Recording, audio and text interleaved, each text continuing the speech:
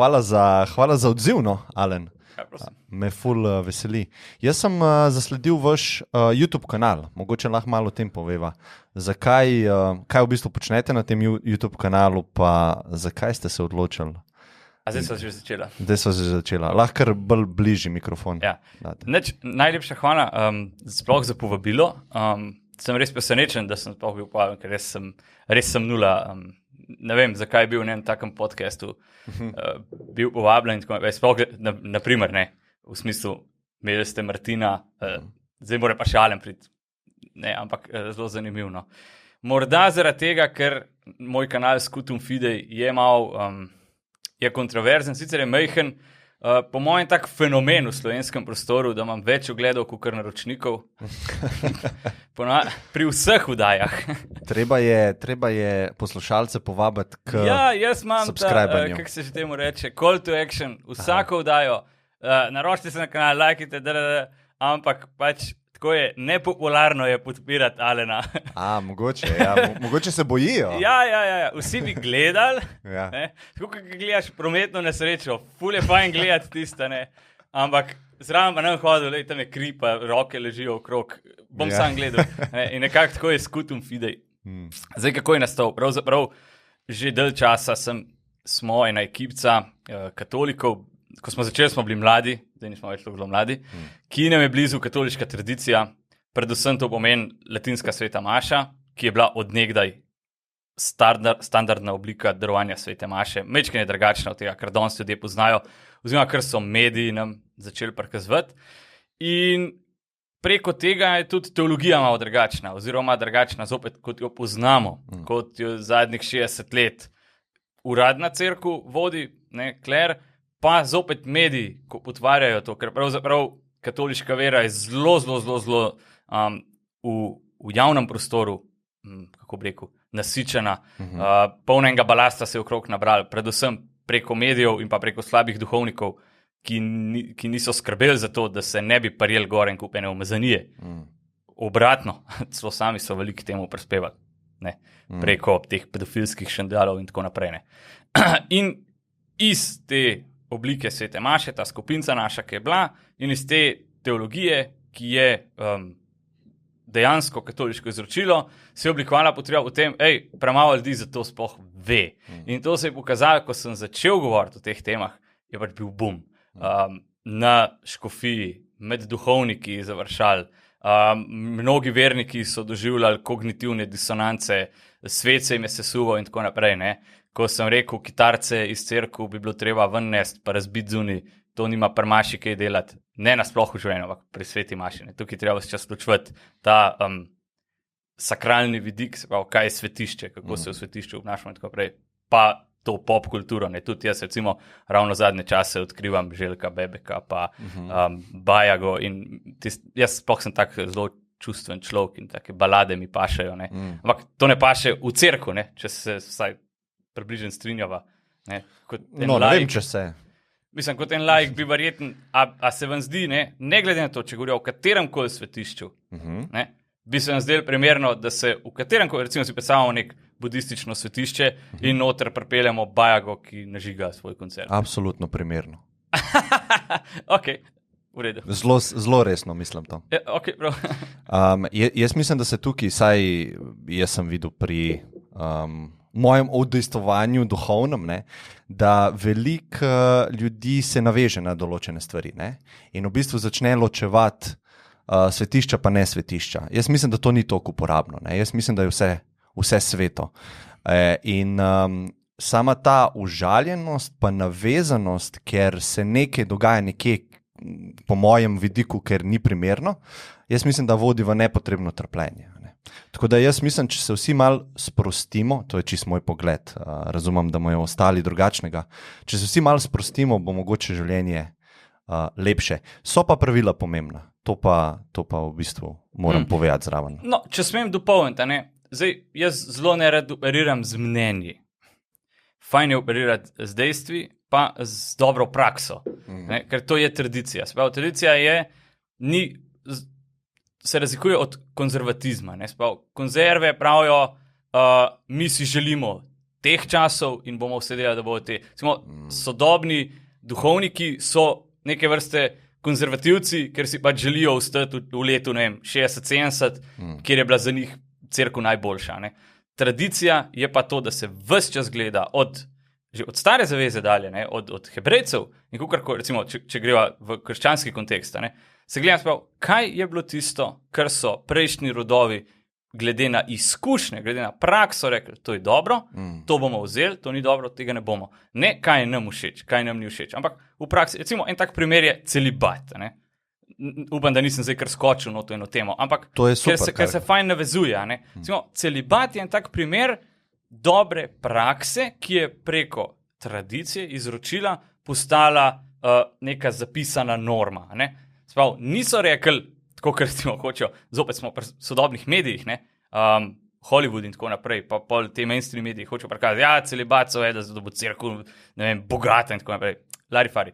Enostavno, prvi, puščavski očetje, menihi in tako naprej, so svojim zgledom, ne, ker zakaj so se sploh te puščavniki razvili? Zato, ker je pač vsake toliko časa svet gre v maloro in so rekli, jaz tukaj ne morem živeti. So šli v puščavo, so živeli vzdržno celibatno življenje.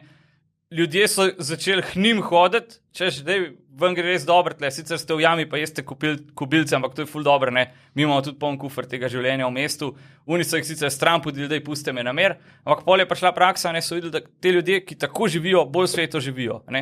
In so tudi mnogi duhovniki, ne zaradi navodil škofov, ne, ali pa papeža, ne zaradi hierarhije, ki bi na njih pritiskali, ampak zaradi, so videli dobro prakso, so začeli to prakticirati. In preko stoletij je potem to postalo tako, ne. Ker smo videli, da preko stoletja ta praksa deluje, ne, odkloni bodo vedno bili, ker smo pač tukaj upeti ljudje s svojimi šibkostmi, ampak ker smo videli, da ta praksa deluje, jo bomo zdaj pa zapovedali. Ne. Šele tako je bilo. Ne. In kar se pa tiče svetišč, tle moramo paziti, da ne zapadeva v to zmoto relativizma. Ne. Ko ste rekel, ja, vse je sveto. Ker ko rečemo neki, vse je neki, istočasno, ko rečemo nič, ni nič, ali pa nič je neki. Ne? In tukaj bi lahko rekel, sej, če niso cerkve svetišča, ne? Če niso templi svetišča, katerega koli verstva, če so vse svetišča, pa tudi nič niso svetišča. Se pravi, imamo lahko mašo na podzemni, na avtobusu, ampak veva, da to ni tako. Ne bi bil nek svet obred, ki je svet. Prvič mora sploh vedeti, kaj je neko obredje, kaj je nek ritual. Ne, jaz ga zdaj lahko kontekstualiziram znotraj katoliške vere, lahko vzameva kjerkoli drug obred. Gre za svete obrede, gre za nekaj transcendentnega, ki se takrat vrši in prostor mora ustrezati temu. Tukaj jaz razumem zdaj morda, ko ste omenili gorje, pa tako naprej, da se gre to tekmovanje, mi bomo vzeli vaša svetišča in pol vi boste skušali naše in tako naprej, ta capture the flag. Ne. To pač ni bila taka praksa skozi zgodovino obče, ne? Ampak svetišča so še kako pomembna. In zakaj? Zato, ker svetišče je tisto, kamor človek od tega sveta, ki je padel, ker je materialen, ker je minljiv, ne?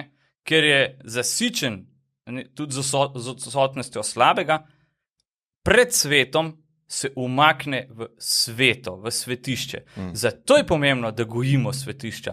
In zato je pomembno in od nekdaj, ne, zopet precej zmotno mnenje, da niso pripadniki različnih verstev spoštovali druga svetišča.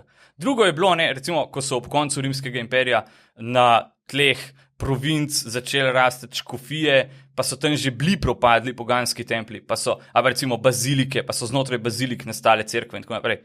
To je nekaj drugega, ne? Tam niso prišli tisti preganjani prvih 500 let kristjani, ki so jih množično klali v amfiteatrih in rekli, sej, ko mi preživimo v 10 000 nas pobijate, ampak tale tempelj bomo pa še spreobrnili. Ne? Ampak enostavno je bil prazen prostor, ki so ga bolj zapolnili. Ampak od nekdaj, sploh v obdobju kakšnih vojen, in to je dobro znano, ne? Je bilo svetišče, ne glede na to, katero, zelo spoštovano. Ni se, sploh v srednjem veku, vojske v svetišča niso kar tako vstopala.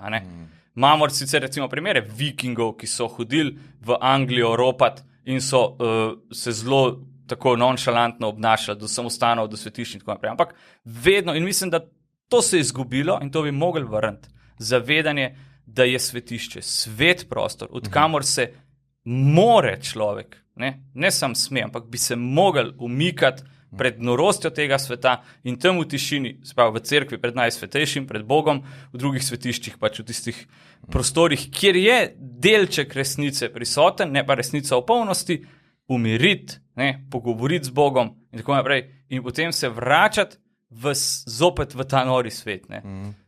Ja, jaz podpišem večino, bom pa mogoče samo razložil svojo pozicijo malo bolj podrobno. Ja. Mogoče z neko zelo kratko zgodbo. Ne. V Indiji je obstajal nek obred, ki ga je vodil nek svečenik oziroma guru. In tekom tega obreda, ki so ga imeli vsak večer, se je sprehajala mačka. Ne. In ta mačka je nagajala ljudem medtem, ko so molili oziroma ko so meditirali. V bistvu delala je zgago. Ne? In on jo je pred začetkom obreda jo je prijel, privezal za štrikac tekom obreda in tako se je dogajalo leta in leta in leta. Ne? In ko je ta guru umrl, so v bistvu njegovi učenci vedno, tudi ta mačka je umrla, guru je umrl, ni je več bilo, so vedno pred začetkom svojega večernega obreda poiskali mačko in jo privezali zraven, ker niso razumeli, čemu je namen bil, ne? Oziroma so bili zmedeni glede namena. In to jaz mislim, da se dogaja in to sem hotel izpostaviti. Ne? Ja, jaz bi se absolutno strinjal in ravno to je ena taka, to je problematika pravzaprav modernizma, pa nekih progresivnih religij, ne. Vzamemo malo tistega, kar je všeč, malo onega, kar nam je všeč, malo to, kjer se fajn počutimo, nimamo pa, to ste rekel, razumski pristop, ne. In ravno to je pač izročilo, ne. Izročilo je nekaj, kar smo z razumom prejeli od prejšnjih, ne, generacij. In ravno to se sploh v katoliški cerkvi, upam, da tudi s pomočjo apostolata, ne, tako rečem, ne, scutum fidei, dogaja, da se zopet kot neka revizija zadnjih 50-60 let dogaja, ne, ali je pot, na katero smo šli po drugem Vatikanskem koncilu, ki je ena taka prelomna točka v zgodovini cerkve, med drugim, a smo sploh šli na pravo pot, ne, a samo slepo zdaj počnemo nekaj, a veste, recimo, uvod, ne vem, pri kolikih svetih mašah se vem, ampak danes je zbrazno popularno, ko sveta maša poteka, se pri določenih delih svete maše pa sodeluje. Una mamka nekaj pove, pa tisti otroci nekaj povejo, pa tako naprej, pa sploh ne vejo, zakaj. Ne? Recimo, preden se bere, ne vem, a pa preden se moli oče naš, pa pride gore mladenič, pa more nekaj povedati, preden se moli oče naš. Ampak tega ni v nobenih, se pravi, v misalu, ne, kjer obred je opisan, ne, in tega ni v izročilu. Ne? Zdaj, stvari, ki so v izročilu, so pa zelo razumsko se dajo razložiti. Ne? Recimo, vsak kos, in tudi tisti strip, ki sem vam ga dal tam, se začne tako, da razloži vsak kos oblačila, ki ga duhovnik nosi. Ne? Ni tako, kot ta mačka, ki ste jo vi predstavili, duhovnik si da, recimo, manipel, je eno tako krasno, ne?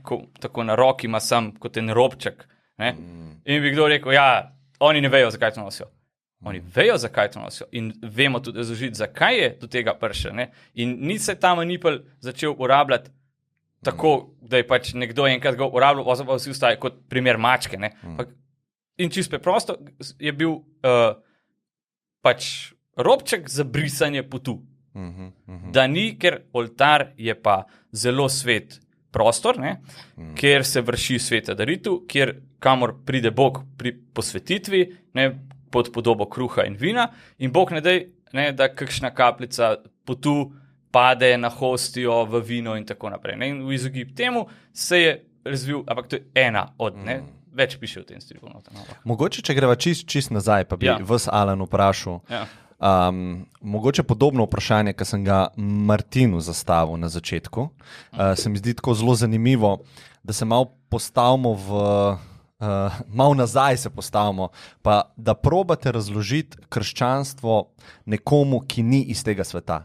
Se pravi, pridejo nezemljani, nič ne poznajo, skupno imamo vesolje, ne poznajo pa krščanstva, pa teh naukov. Kako bi se lotil tega? Ja, zdaj, to so počeli v bistvu misionari skozi vsa leta, ko so po svetu pravzaprav šli vznanjati ta evangelij, že prvi apostoli, recimo sveti Tomaš, neverni Tomaš, je imel na razpolago tam polno ene zemlje in kaj je, jaz grem v Indijo, peš, v Indijo, tip si je zbral Indijo, neverjetno. In kako je on tam, ne vem, kako mu je uspelo, pač na koncu je bil itak ubit, tako kot vsi apostoli. To je skrajno zanimivo, je recimo to, pa se bom vrnil, da ne bo reči tak političen odgovor zgledam, ampak skrajno zanimivo je, to je en tak, meni zelo zanimiv argument.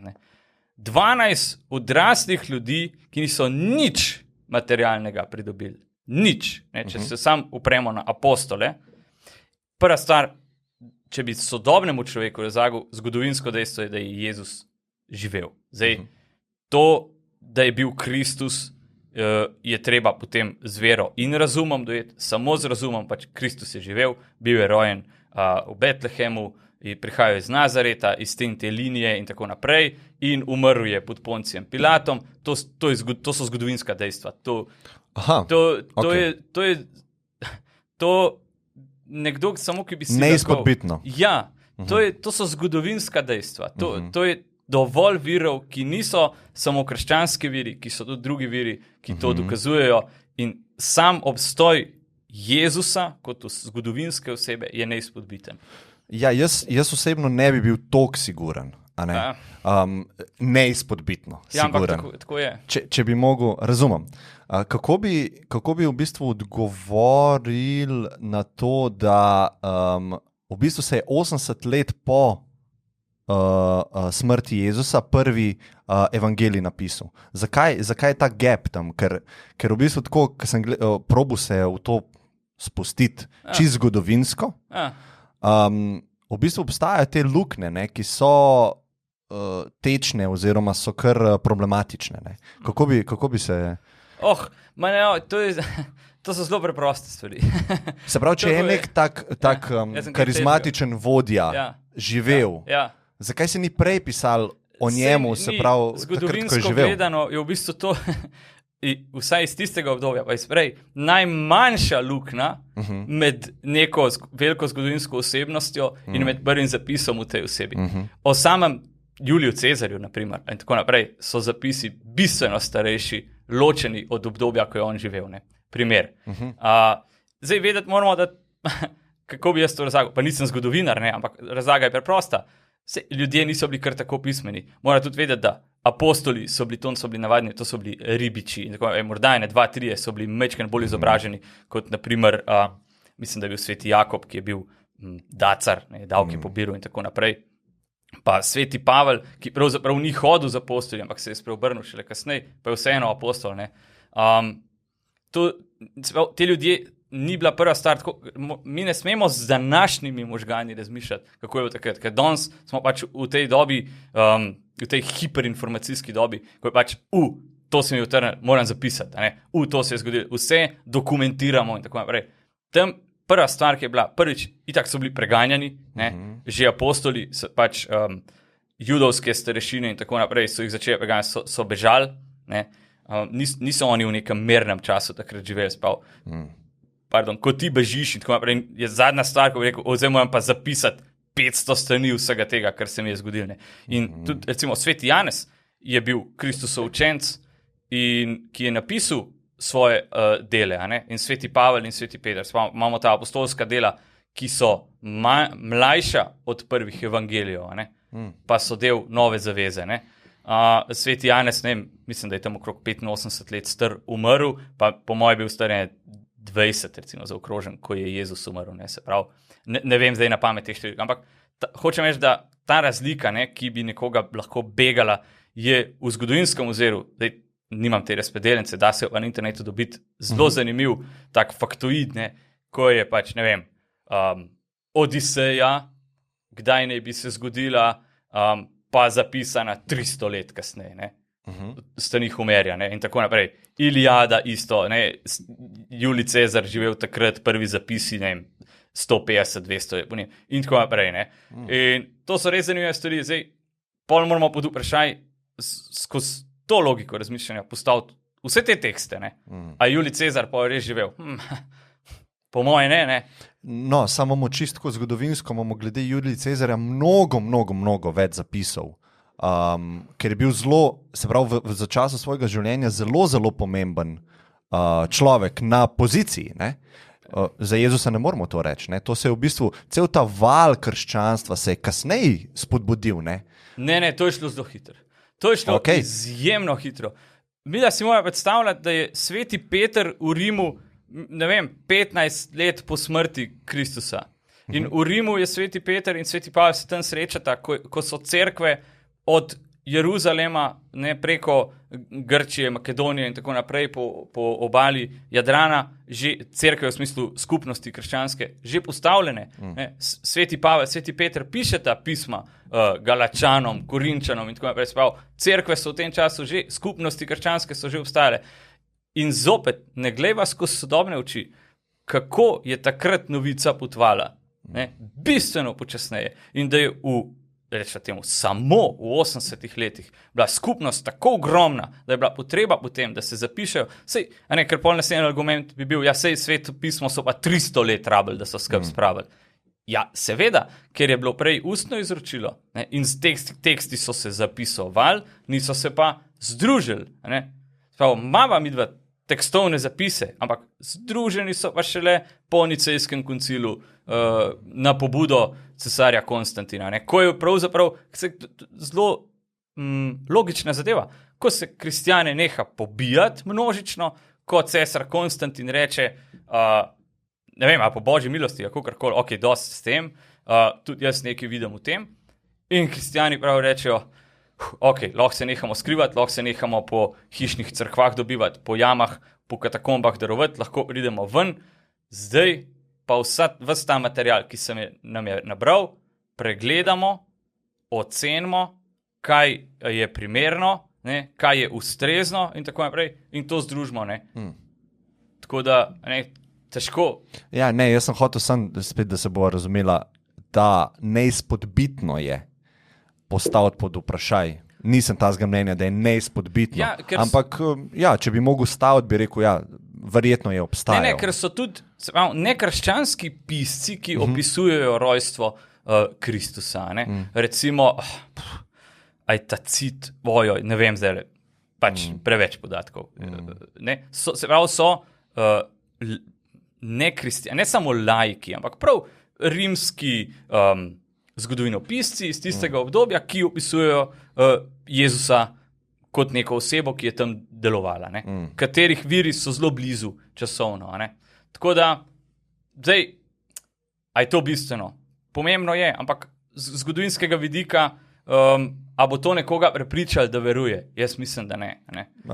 Verjetno ne. Ampak več kot je teh lukenj, recimo, več kot je priložnosti, da se podre stvar, vera recimo nekoga, ki je odraščal v tem okolju in je dobil to kot, ne bi se tudi strinjal, da je dobil racionalno, da je on razmislil, pa je videl, to ima smisla, ampak večina od nas je stvar podedovalo. In mene je tukaj vedno motilo, da se sam posameznik ne sprašuje o tem. V bistvu, da vzame stvari, vi niste v tem krogu, zagotovo, ampak da se ne sprašuje o tem, a kaj je smiselno, kaj ni smiselno, kaj je nekako najboljši recept za dobro življenje zame. Ponovadi se kar podeduje stvar in se s tem pol teče. Jaz mislim, da se preveč ljudi to sprašuje. Preveč ljudi se sprašuje... Kaj je dobro zame. Okay. In se sprašujejo, kaj Bog želi od mene. In to je tudi problem. Kateri Bog? Ja, trojedini Bog. Okay, ampak imamo različne interpretacije tega. Ne. Mi dva morava, če lahko odgovoriva na vprašanje, kaj želi Bog od mene, je malo uporabno, da se vprašava, kateri Bog, ker so navodila različna. Sem to bi rabila 5 vdaj po 10 ur. No, ampak a se razumeva tukaj, iz kje navodila črpam?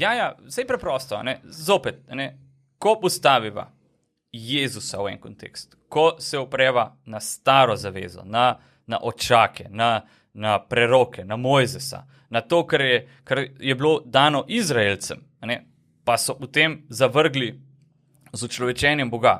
Če vse to dajemo na kup, ampak to mora pač človek premišljevati, premoliti in nekaj takoj zavreči. Ne?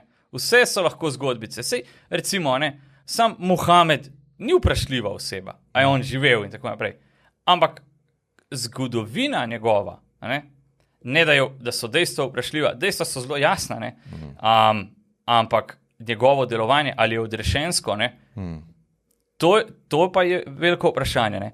Medtem, ko imamo potem isto enako zgodovinska dejstva o zgodovinski osebi, ki je Jezus, in hkrati imamo pa potem izhajajoč iz teh dejstv, da je Jezus živel, pričevanja o tem, da je tudi Kristus. To je pa razlika. Ni samo Jezus kot oseba. Jezus Kristus, maziljenec, torej odrešenik. Zakaj odrešenik? Zaradi tega, ker je, in to dokazujejo apologeti bistveno boljši od mene iz zgodovine, recimo Chesterton, Hilaire Belloc, še prejšnji cerkveni očetje in tako naprej.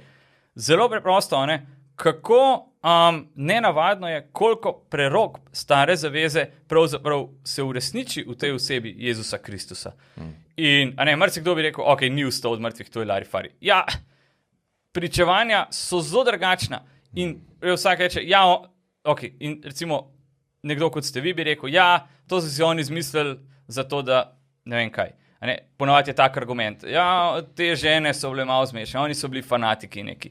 Ja, mene to zelo zanimivo, to sem hotel reči, odrasli ljudje, razumski ljudje in tako naprej, ki so sledili Kristusu do smrti, do obglavljen, do nenavadnih križanj, do križanj nasploh, ki je najhujša oblika smrti.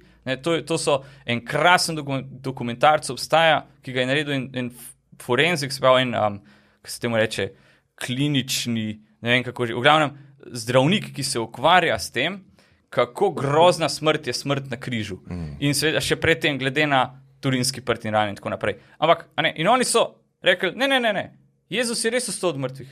On je Bog, on je učlovečeni Bog. On nam je zapustil sveto mašo, zadnjo večerjo. Ja, ne, vi ne morete tega govoriti, nehite to govoriti, ljudi begate, ljudje vam sledijo, nehite to govoriti, če ne vas bomo ubili. Ja, jaz bi rad nehal to govoriti. Ampak jaz sem to videl, jaz sem to doživel, to so recimo govorili, in jaz o tem ne morem nehati govoriti, ker je to tako čudežno, tako neverjetno, da vam povem, tako je bilo.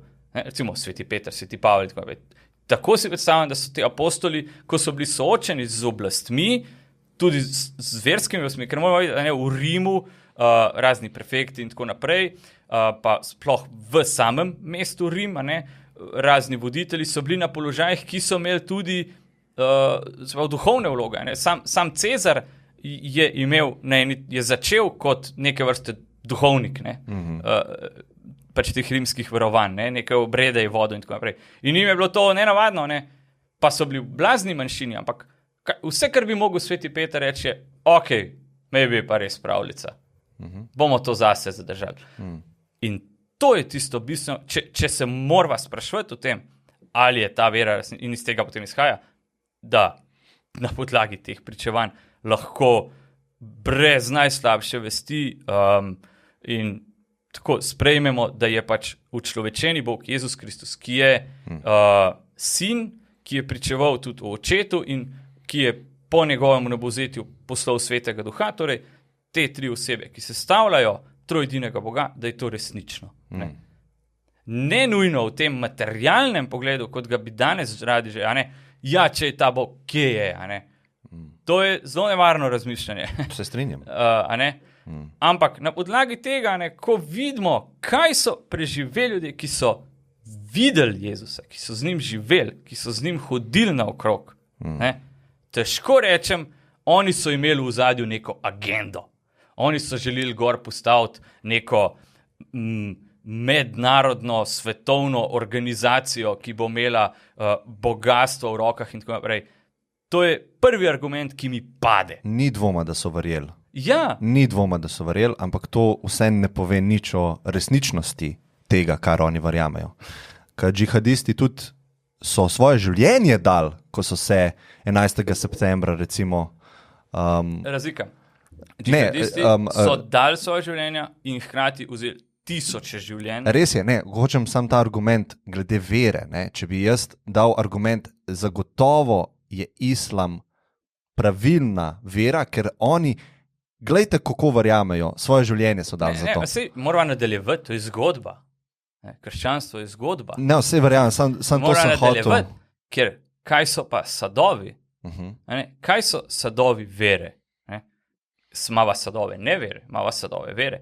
Kaj so bili sadovi tega, da je sveti Pavel pustil glavo na tnalu? Kaj so bili sadovi tega, da je sveti Peter bil z glavo navzdol križan? Sadovi tega so bili, da je ogromno ljudi po tistem začeli sprejemati vero. In kaj so bili sadovi tega? Sadovi tega so bili, da je prvič v zgodovini človeštva človeško življenje oseba dobila dostojanstvo. Nikdar prej se ni govorilo o tem, ali je sužen človek ali orodje. Nobena druga skupnost na svetu, po celem svetu, tudi Indija, Kitajska, tudi vzhod, ima koncept suženstva, kjer je sužen orodje.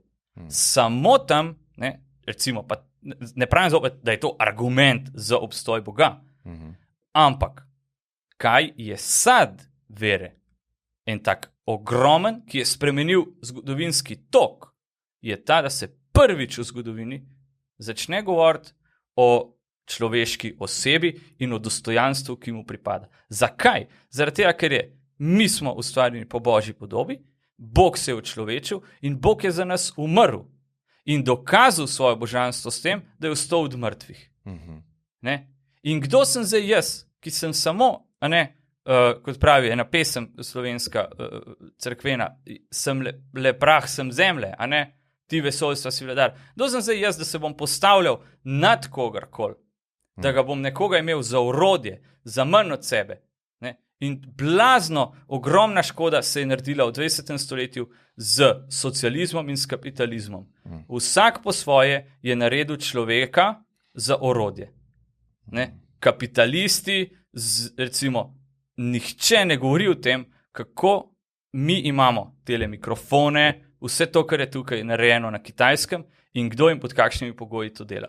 Nihče, vsi to kupujemo. Majčkeno si zatiskamo oči pri tem. Ja, treba je vedeti, da je Kitajska 800 milijonov ljudi iz revščine potegnila na zadnjih 30 let. Slab argument. Revščina je slaba, ne? Ne, ni. Ni slaba. Ni slaba. Ravno to, to je ta zabloda materializma, kako bi rekel. Kako je revščina slaba, če je pa najbolj plemenito dejanje, ki ga lahko en človek, ki se podaja na neko odraslo pot, naredi, da gre v samostan, se odpove vsemu in živi skromno, siromašno življenje kot redovnik menih. To ne bi jaz opredelil kot revščino. Revščina je nesposobnost za zadovoljevanje svojih osebnih potreb. Lahko začneva pa ostanejo pri lakoti, recimo. Ja. Če je nekdo lačen, je to slabo. A se lahko tukaj strinjava? Seveda. Okay. Ampak se pravi, manj ljudi, ki je lačnih, pa je boljše. Ja. In če je to 500 milijonov, 800 milijonov, je nek plusek lahko dava. Jaz ne zagovarjam kapitalizma v celoti, se ga veliko kritiziram tudi tukaj, ampak ne smemo biti pavšalni ali pa ne smemo biti ekstremistični v eno smer. Treba je oboje videti. Se mi zdi, da ravno jaz se s tem blazno borim, ker tudi jaz sem dolga leta, pa še zdaj nisem si te stvari razčutil, ampak ravno pred kratkim sem o teh stvarih razmišljal, kako to ni krščanstvo. Ni krščansko, da jaz rečem, sej nekdo na Kitajskem dobi 3 šalce riža pa $2 na dan, zato ker jaz kupujem vse te stvari iz Kitajske. To ni proporcionalno in to ni rešitev. Prva stvar je, ali to vodi do odrešenja. Zdaj, če to vodi do odrešenja, to osebo, Bogu hvala. Če bo zaradi tega ta oseba živela zgledno neko življenje, tako naprej, prišla po smrti v nebesa, super. Ampak vprašanje nerevščine ni enako kot spraševanju o dostojanstvu. Mi kot kristjani moramo najprej se truditi za dostojanstvo sleherne osebe. In iz tega je tudi izhaja recimo krščanska morala. Krščanska morala ni moralistika v smislu ti tako delaj, jaz bom pa delal drugače. Doskrat je. Seveda je, ampak to je moraliziranje, ki je ločeno od morale, ki je katoliški nauk. Morala krščanska pa je nenehen trud za to, da se trudimo, nenehen trud za to, da vsakemu osebi, predvsem, kaj Kristus uči, ljubite svoje sovražnike. Iz tega izhajamo, kako jaz premagujem sam sebe, da zmorem prenašati, ljubiti. Kaj pomeni ljubiti? Če si predstavljaš, da se ljubimo, mi dva svojo ženo, vi z vašo punco in tako naprej. Zdaj pa predstavljajte si, da morate to ljubezen dati svojemu sovražniku. In to nas Kristus uči. Se pravi, dostojanstvo. Ali je to dostojanstvo, da jaz nekomu hipotetično prek nakupov izdelkov iz Kitajske omogočam $5 na dan, živi pa kot najbolj garjav pes v eni škatli, brez osnovne higiene in tako naprej, res pa, da ima tisto pest riža. Ali sem jaz s tem temu človeku omogočil dostojanstvo? Ne. Ne, če pa ne bi se to zgodilo, bi pa živel z $1 na dan. To je dejansko bila situacija. Seveda. Ne, to je bila situacija. Ne. Seveda pod oblastmi, ki si lastijo človeka. Pod oblastmi, kjer ne omogočajo svobode. Saj Kitajska je ogromna.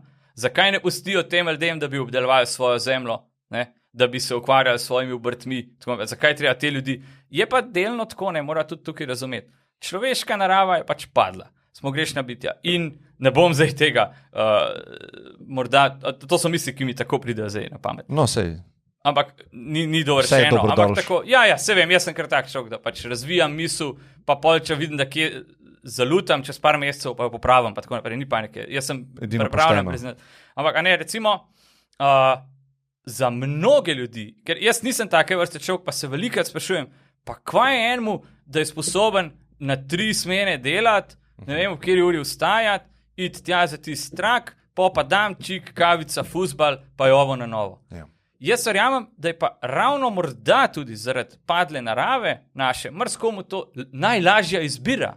Ja. In da tudi, če bi tem par 100 milijonov ljudi, ki si jih omenil, omogočil, tle imaš 1 hektar zemlje, mej riževa polja, ne vem, postav si kovačijo, postav ti fabriko, pa deli ti uvitke za iPhone ali karkoli, pa bi rekel, no can do, tega pa jaz ne znam, vse mi je lažje to, pač dobim $5 pa šalco riža, ampak da bi pa jaz to je treba pa zgodaj zjutraj vstati, pa pridelek ti gre lahko v maloro, pa tako naprej. Ampak se počujem samo to. Vse, kar hočem reči, je, da seveda smo morda na dobri poti s tem, kar nabavljanje teh, pa ta gospodarska mašinerija omogoča marsikateremu človeku na zemlji.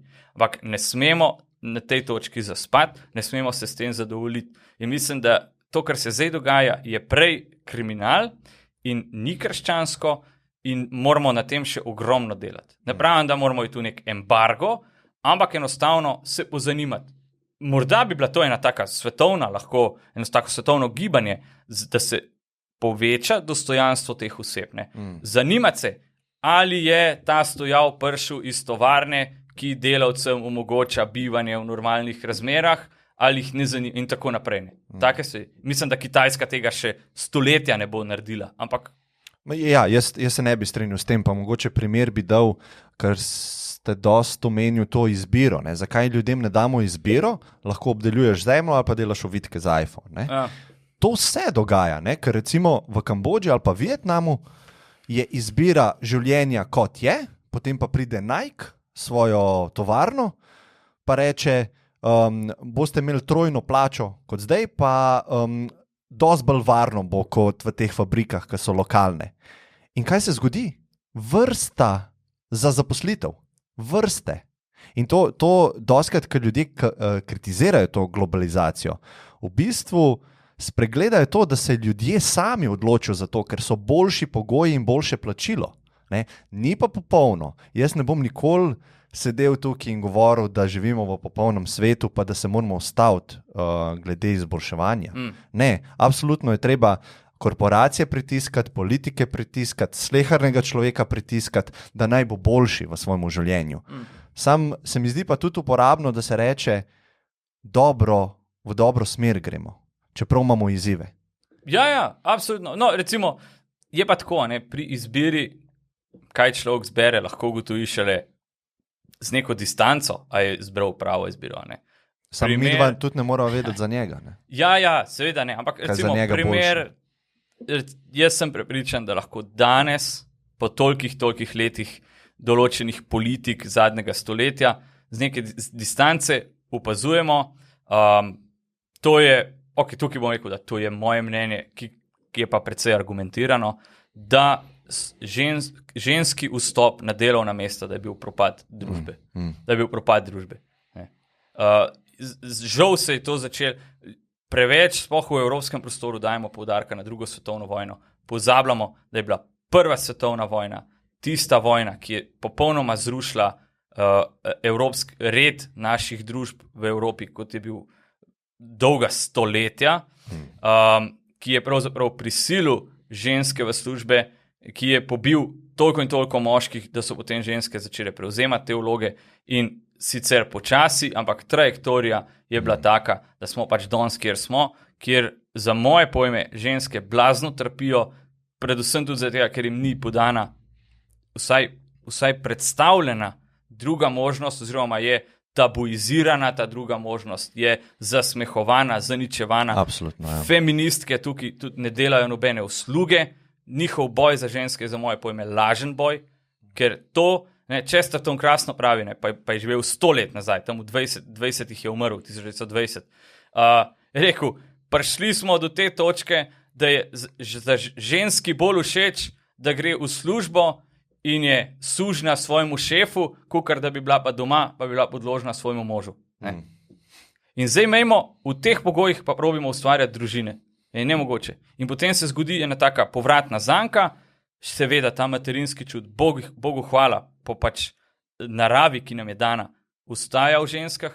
Enega otroka si vsaka vsaj želi, ker o večjih sploh ne upajo razmišljati, potem ima tega enega otroka, ampak služba me ne bo čakala, v službo moram hoditi, toliko so se zdaj že zakreditirala in tako naprej, otroka moram dati v vrtec, otroka da mu vrtec, da ga drugi vzgajajo, da mu drugi govorijo, kaj je prav, kaj je narobe.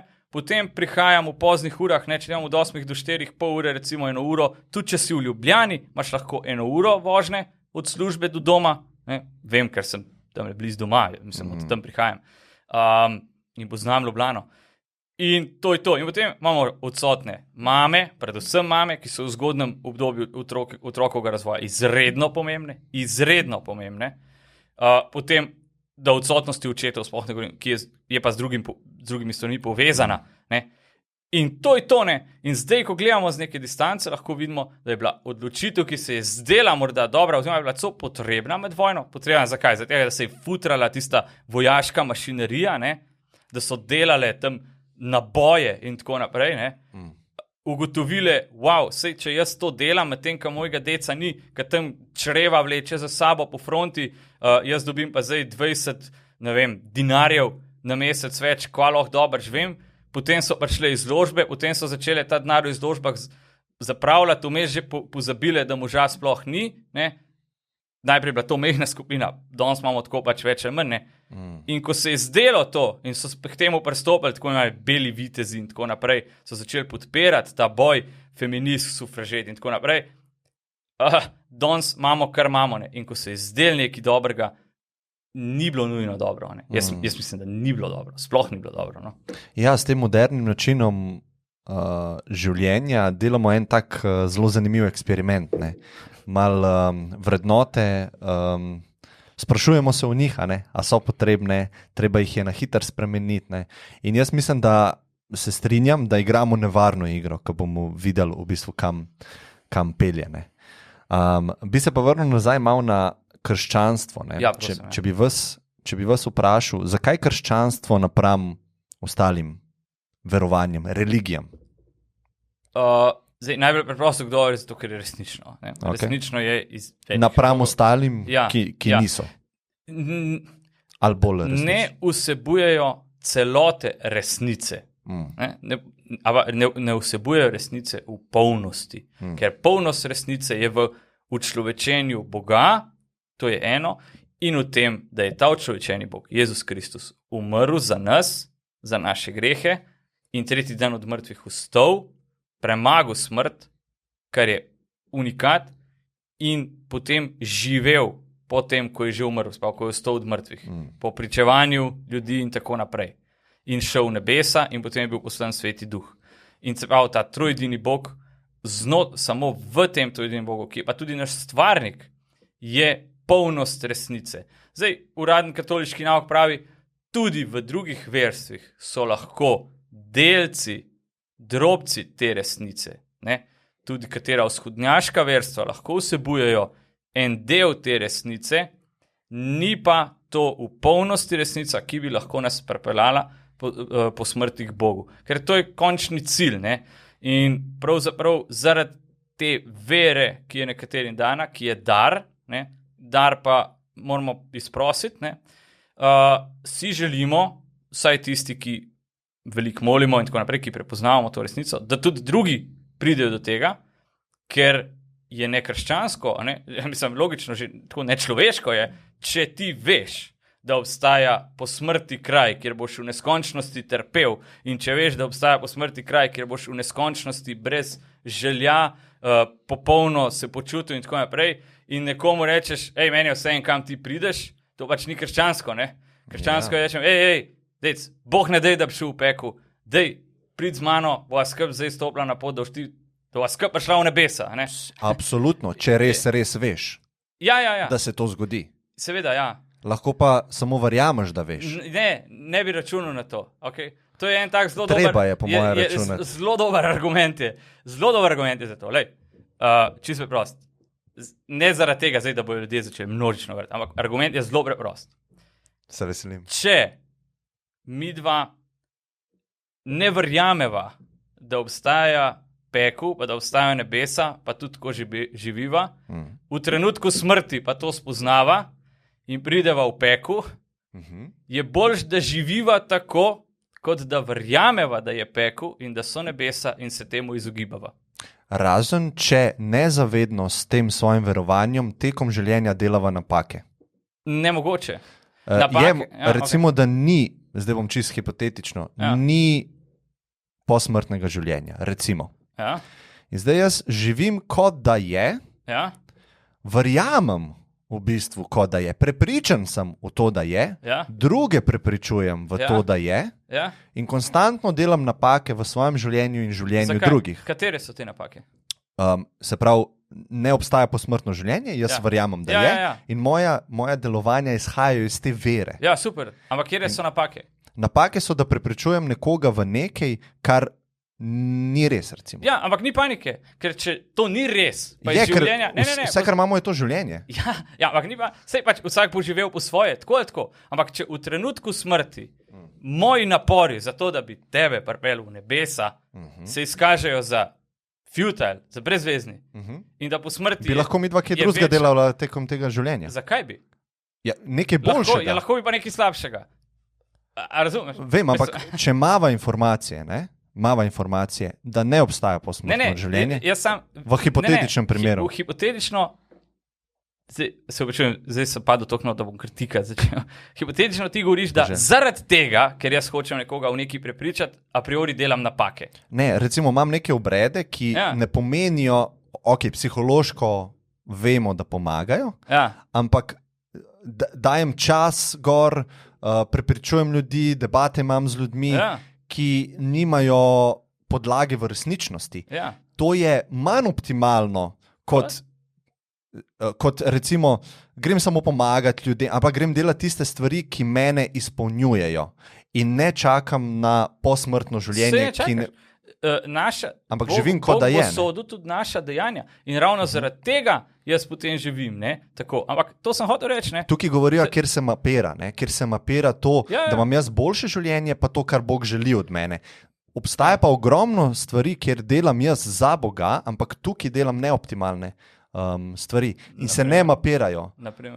Naprimer to, da recimo rodim otroka, mu rečem, da obstaja pekel pa nebesa, sigurno. To ful pali.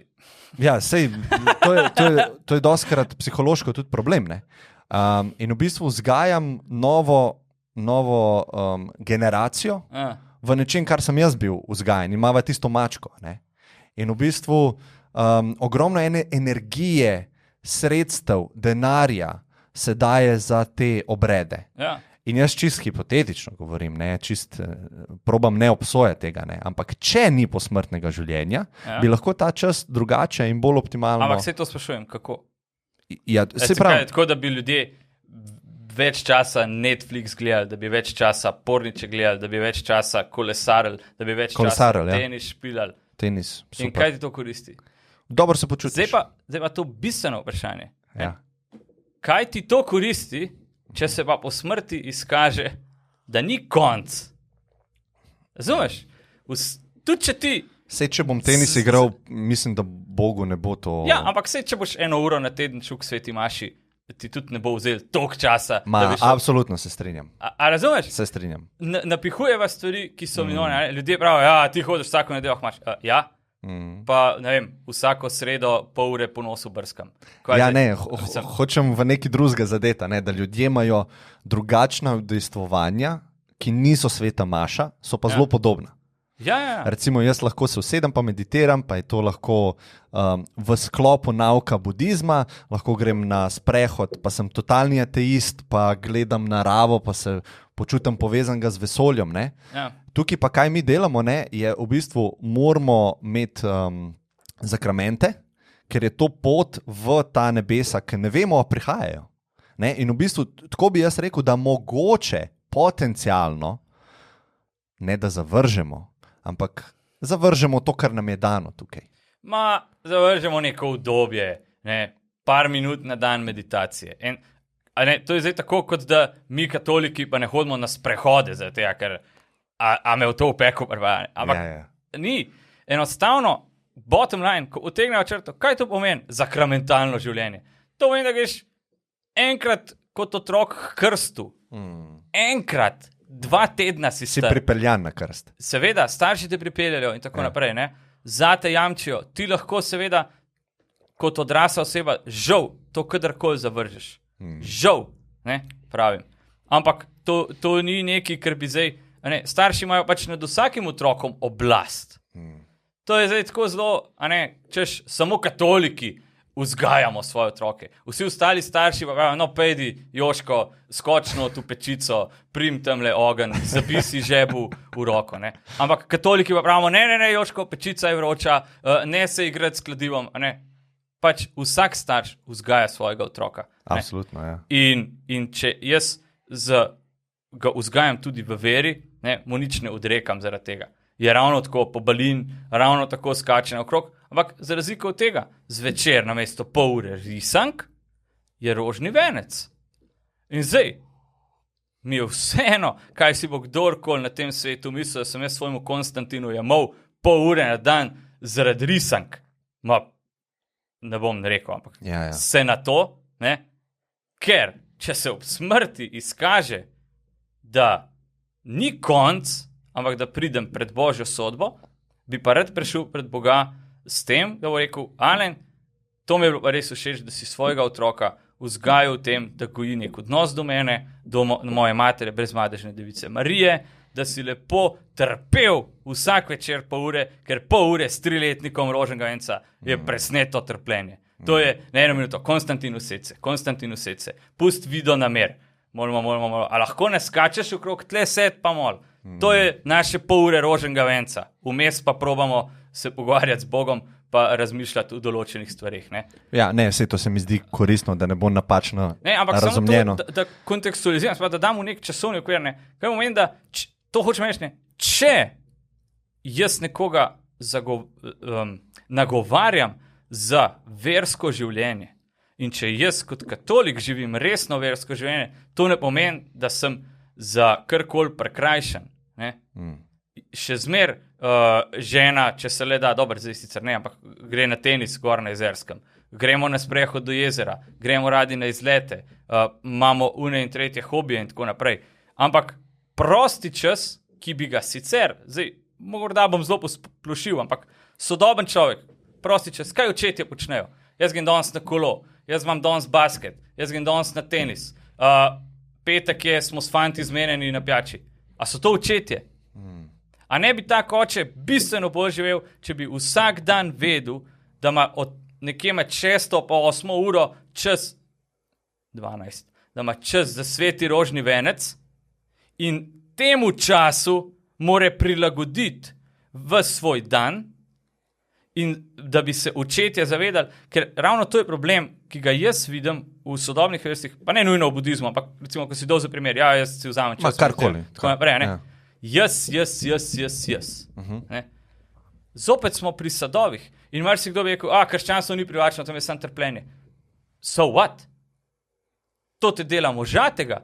Skozi celotno zgodovino človeštva so najboljši možje in najboljše žene znali narediti eno stvar, ki je danes nismo več zmožni. Odpovedati se sebi in postaviti Boga, svoje najbližje in tako naprej pred se.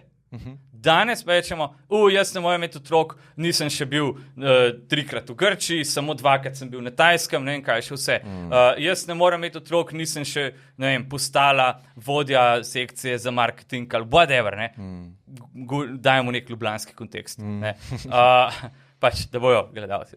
Ja, ne, ženejo se za uspehom, ne? Ja, za sebe. Ne vem, za udobjem, ne? Ja. Nimam še tega avta, moram toliko delati, ne? Imam leasing, sem si kupil novega BMW-ja, ne? Karkoli, ne? To ljudje počnejo. In v redu, pač za nekoga je to bolj. Ravno to bistvo krščanstva je, in seveda so bili odkloni tekom zgodovine, ampak nikogar se ni vleklo za roke. Od prvih kristjanov v Rimu, od Konstantina dalje, tudi križarske vojne, jaz zelo hitro vržem, zgodovinsko in tako naprej, se ne bojim o tem govoriti. In sama dejstva tudi evangelizacija Amerik, ne, Severne, Južne Amerike in tako naprej, z katoliškega vidika, pustimo potem protestantske misionarje, ki so prišli, pa posvetne oblasti, ki so se šlepale na katoliških misionarjih, je bilo vedno krščanstvo, poglej, tole ti damo, pridi ali pa ne. In jaz ne bom odnehal svojim zgledom in svojim nagovarjanjem zaradi tega, ker po smrti je pekel, po smrti so nebesa in ne odlašati. Ravno pred kratkim sem imel o tem en tak spletni misijon v 5 oddajah, če bi koga od tvojih gledalcev zanimali in tako naprej, ko gre za pravzaprav temeljno meditacijo v katoliški veri in to je premišljevanje o poslednjih rečeh. Poslednje reči v krščanstvu so smrt, 5 oddaj je bilo, prva je bila uvodna, potem je pa prva tematika smrt, smo vdajo skoraj 2 uri o smrti. Tem, kaj je smrt. Danes sploh ne razmišljamo več o tem, da bo nekdo umrl, da lahko, ne vem, če imaš kakšen upravek danes, zapeleš tam iz parkirišča, pa prgon avtobus, ne vem, kjera številka tlem in voz, se zabije na tvojo stran vate, ti zlom tilnik, hrbtenjača se ti razlije in si mrtev v trenutku, zdajle, ko končava to vdajo. Ali pa si lahko ne vem kakšna zvezda, ne ti konkretno, ampak pač govorimo nekom, ne vem, Zlatkota sem prej videl pred parlamentom, ne, jutr je lahko mrtev in po 3 dneh je hrana za črve. Ne, o tem ne premišljujemo, da smo minljivi, da so naša telesa minljiva, da je pa naša duša večna. In druga vdaja je bila potem sodba, ne, o tem pišejo cerkveni učitelji in tako naprej. Ob trenutku naše smrti pridemo pred Gospoda. Ne premišljujemo o teh stvareh. Lahko za eno resnico lahko vzamem, po smrti ni nič. Ampak, kot sem rekel, mene to zelo slaba izbira, ker če se to izkaže za neresnično, pa sem v velikem dreku. Spet malo tukaj, jaz sem v velikem dreku. Ampak po smrti tega jaza ni. Tu, če ti preživiš, duša, jaz mislim, oziroma imam izkušnjo tega, da tega občutka jaza ni, ki se boji. Ne? In ni nobenega, ki bi bil v dreku. Ja, ne. Karkoli je pol, če je kaj. Ker če se izkaže, da po smrti ni nič, ampak res, da Bog je in da pridem pred to sodbo, bom sojen na podlagi dejansko svoje življenje. Ja, sem česa se bojiš? Pekla. Ampak zakaj? Zato, ker je grozen. Jaz se boji pekla. Ne, naša duša se boji pekla. Glavna stvar, ki pa je najhujša v peklu, je ta stvar, ki jo lahko doživijo tudi ljudje na tem svetu, ne tako intenzivno kot v večnosti, ker tam je ta komponenta večnosti, je ta, da nikdar ne bojo mogli uzreti božjega obličja. Mhm. V peklu nobena bolečina, to je tretja tema, oziroma četrta od oddaj je pekel in potem je zadnja še nebesa. Pri peklu in pri nebesih je pač ravno nasprotno, vse od pekla, je tako, da nikdar nobena kazen, nobeno trpljenje, sprav večni ogenj, ko je tvoje telo kot pečica, ko goriš in tako naprej, kakor padeš v peku, vse ostalo se nate zlaga, vsa trupla, vse truhni, gnije, smrdi, kričijo vsi, ječijo in tako naprej in ti se ne moreš premakniti. To so nepredstavljive reči, ker se o tem ne premišljuje in to ni ustrahovanje. To je samo pač tako. Dajte, klej vam jaz naslikam podobo pekla, klej vam naslikam podobo nebes, da pa nared kričeš. To je krščanstvo in to je moj pristop. Sam najprej moram verjeti v to zgodbo. Ja, ampak Okay. ravno to je pa, to je pa moj pristop, da preko oddaj, preko ogovorov teh tematikah in tako naprej predstavljam to zgodbo, ki je blazno popačena, ki ni popularna, nikdar v zgodovini človeštva. Ni popularna. Zakaj? Ker je tako tuja temu, kar je naša človeška padla narava. Tuja v smislu, lažje je iti vsak dan za 2 uri na kolo. Lažje je 1 uro početi nekaj drugega, kot, potrpeti za otroke, za ženo.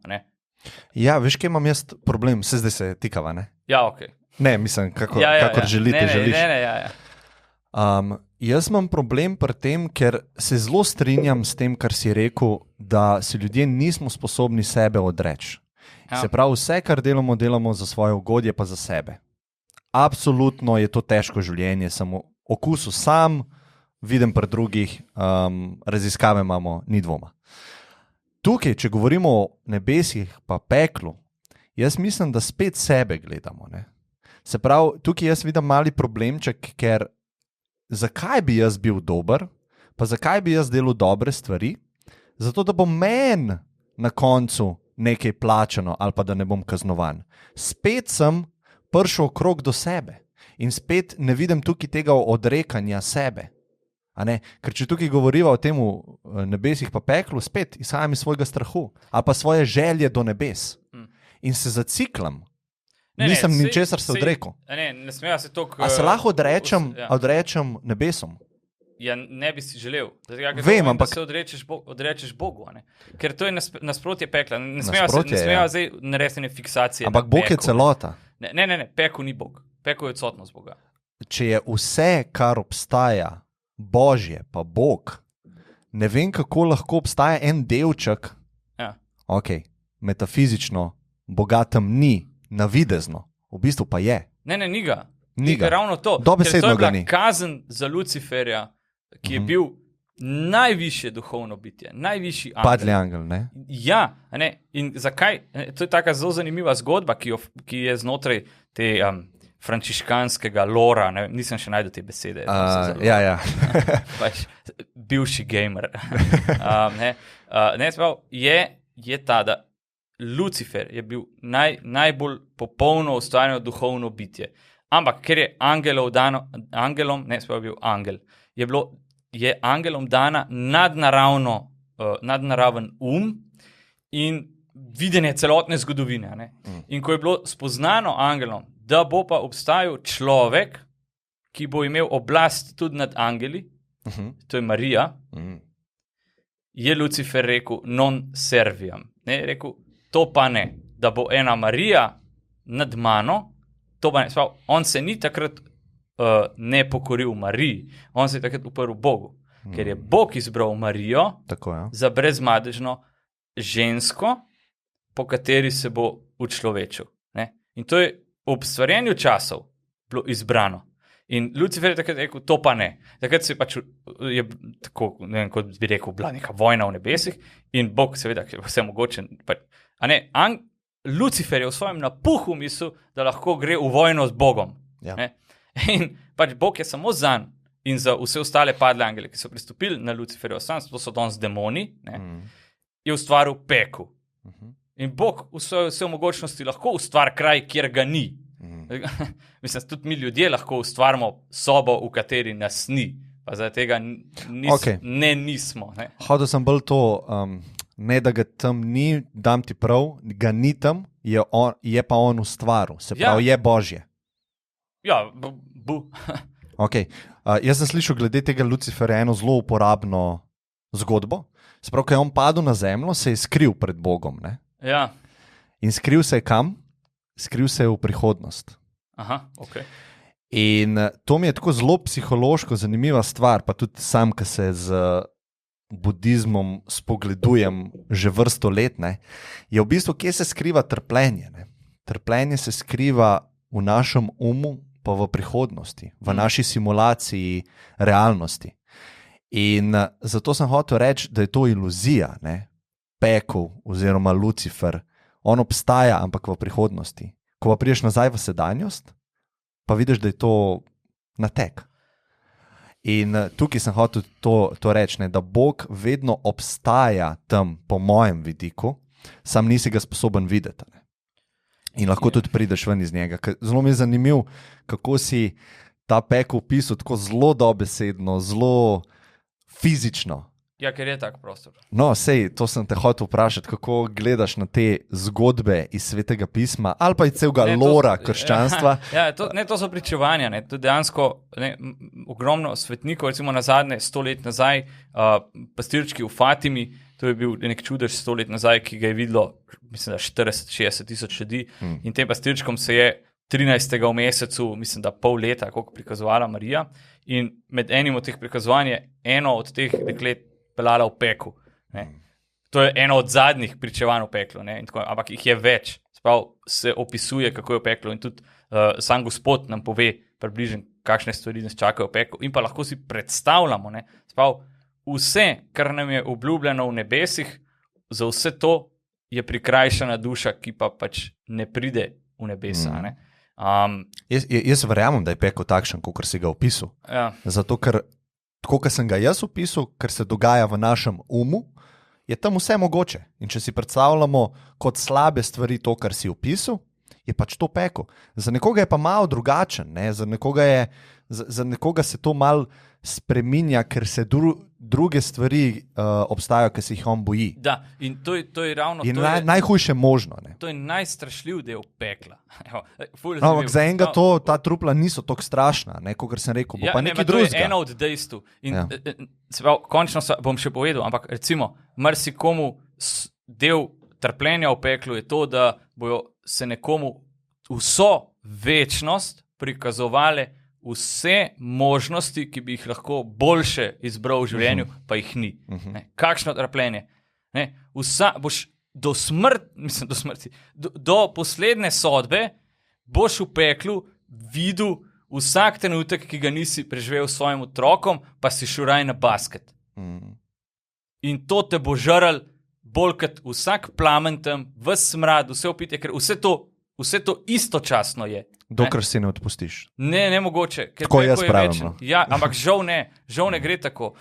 In najhujša stvar pa je, in to pravijo svetniki, to, da ne bomo videli Boga.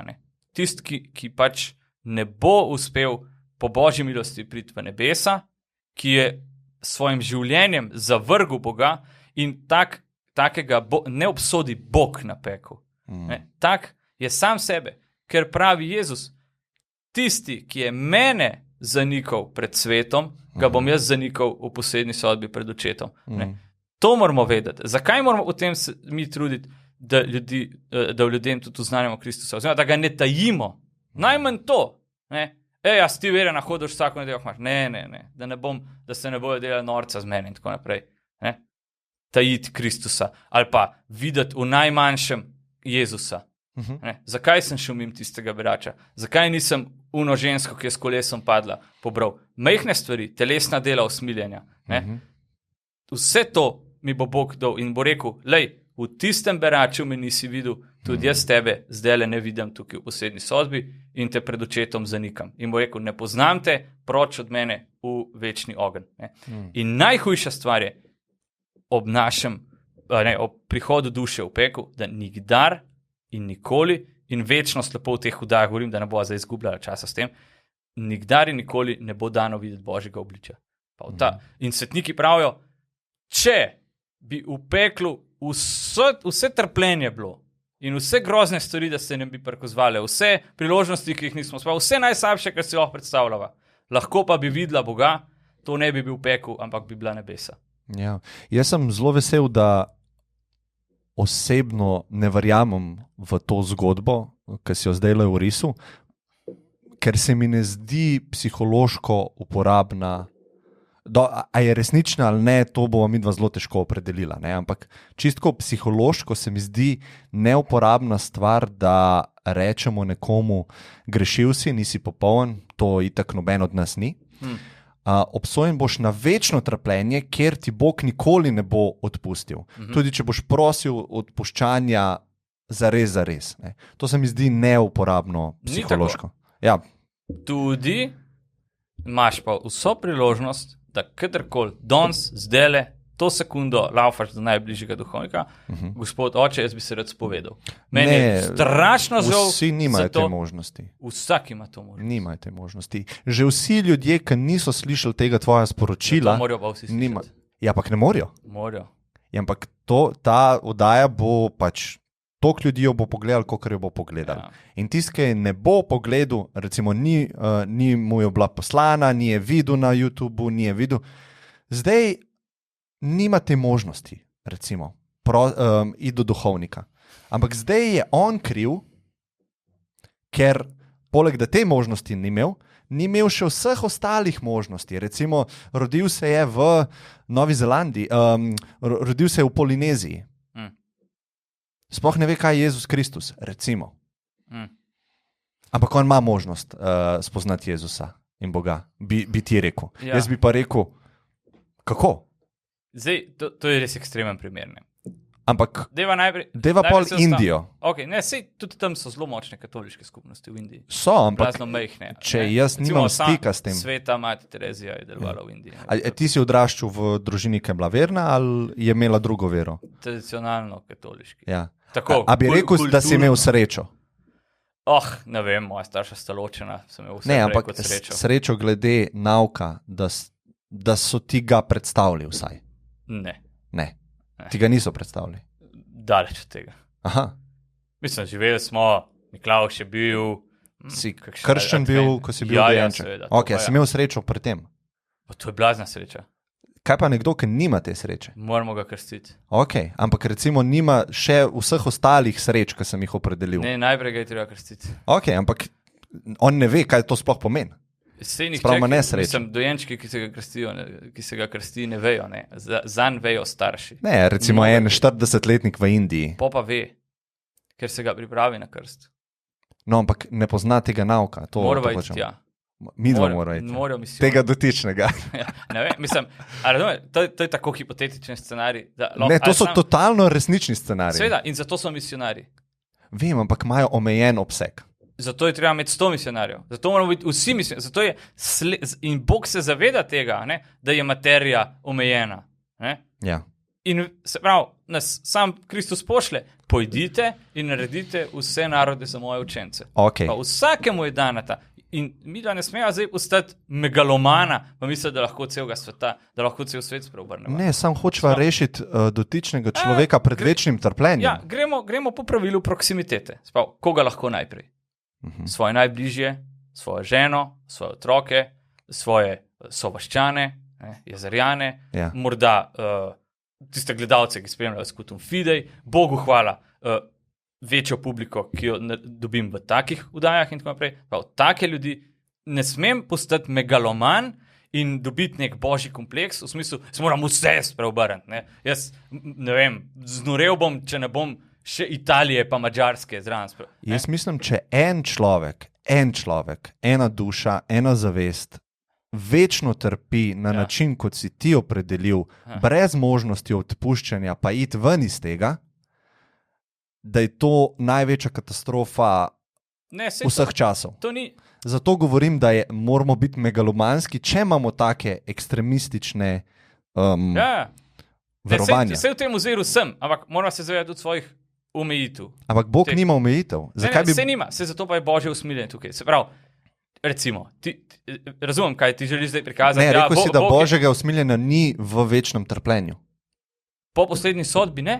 Ni. Ampak Okay. ob trenutku, dovolj, da to končam, ob trenutku posebej svoje, ker vidim, da zdaj mečken gre v to smer, da želiš prikazati Boga kot sadista. Ne. Češ, on obsoja ljudi na peku in tako naprej. Ne. Bog je neskončno usmiljen in neskončno pravičen.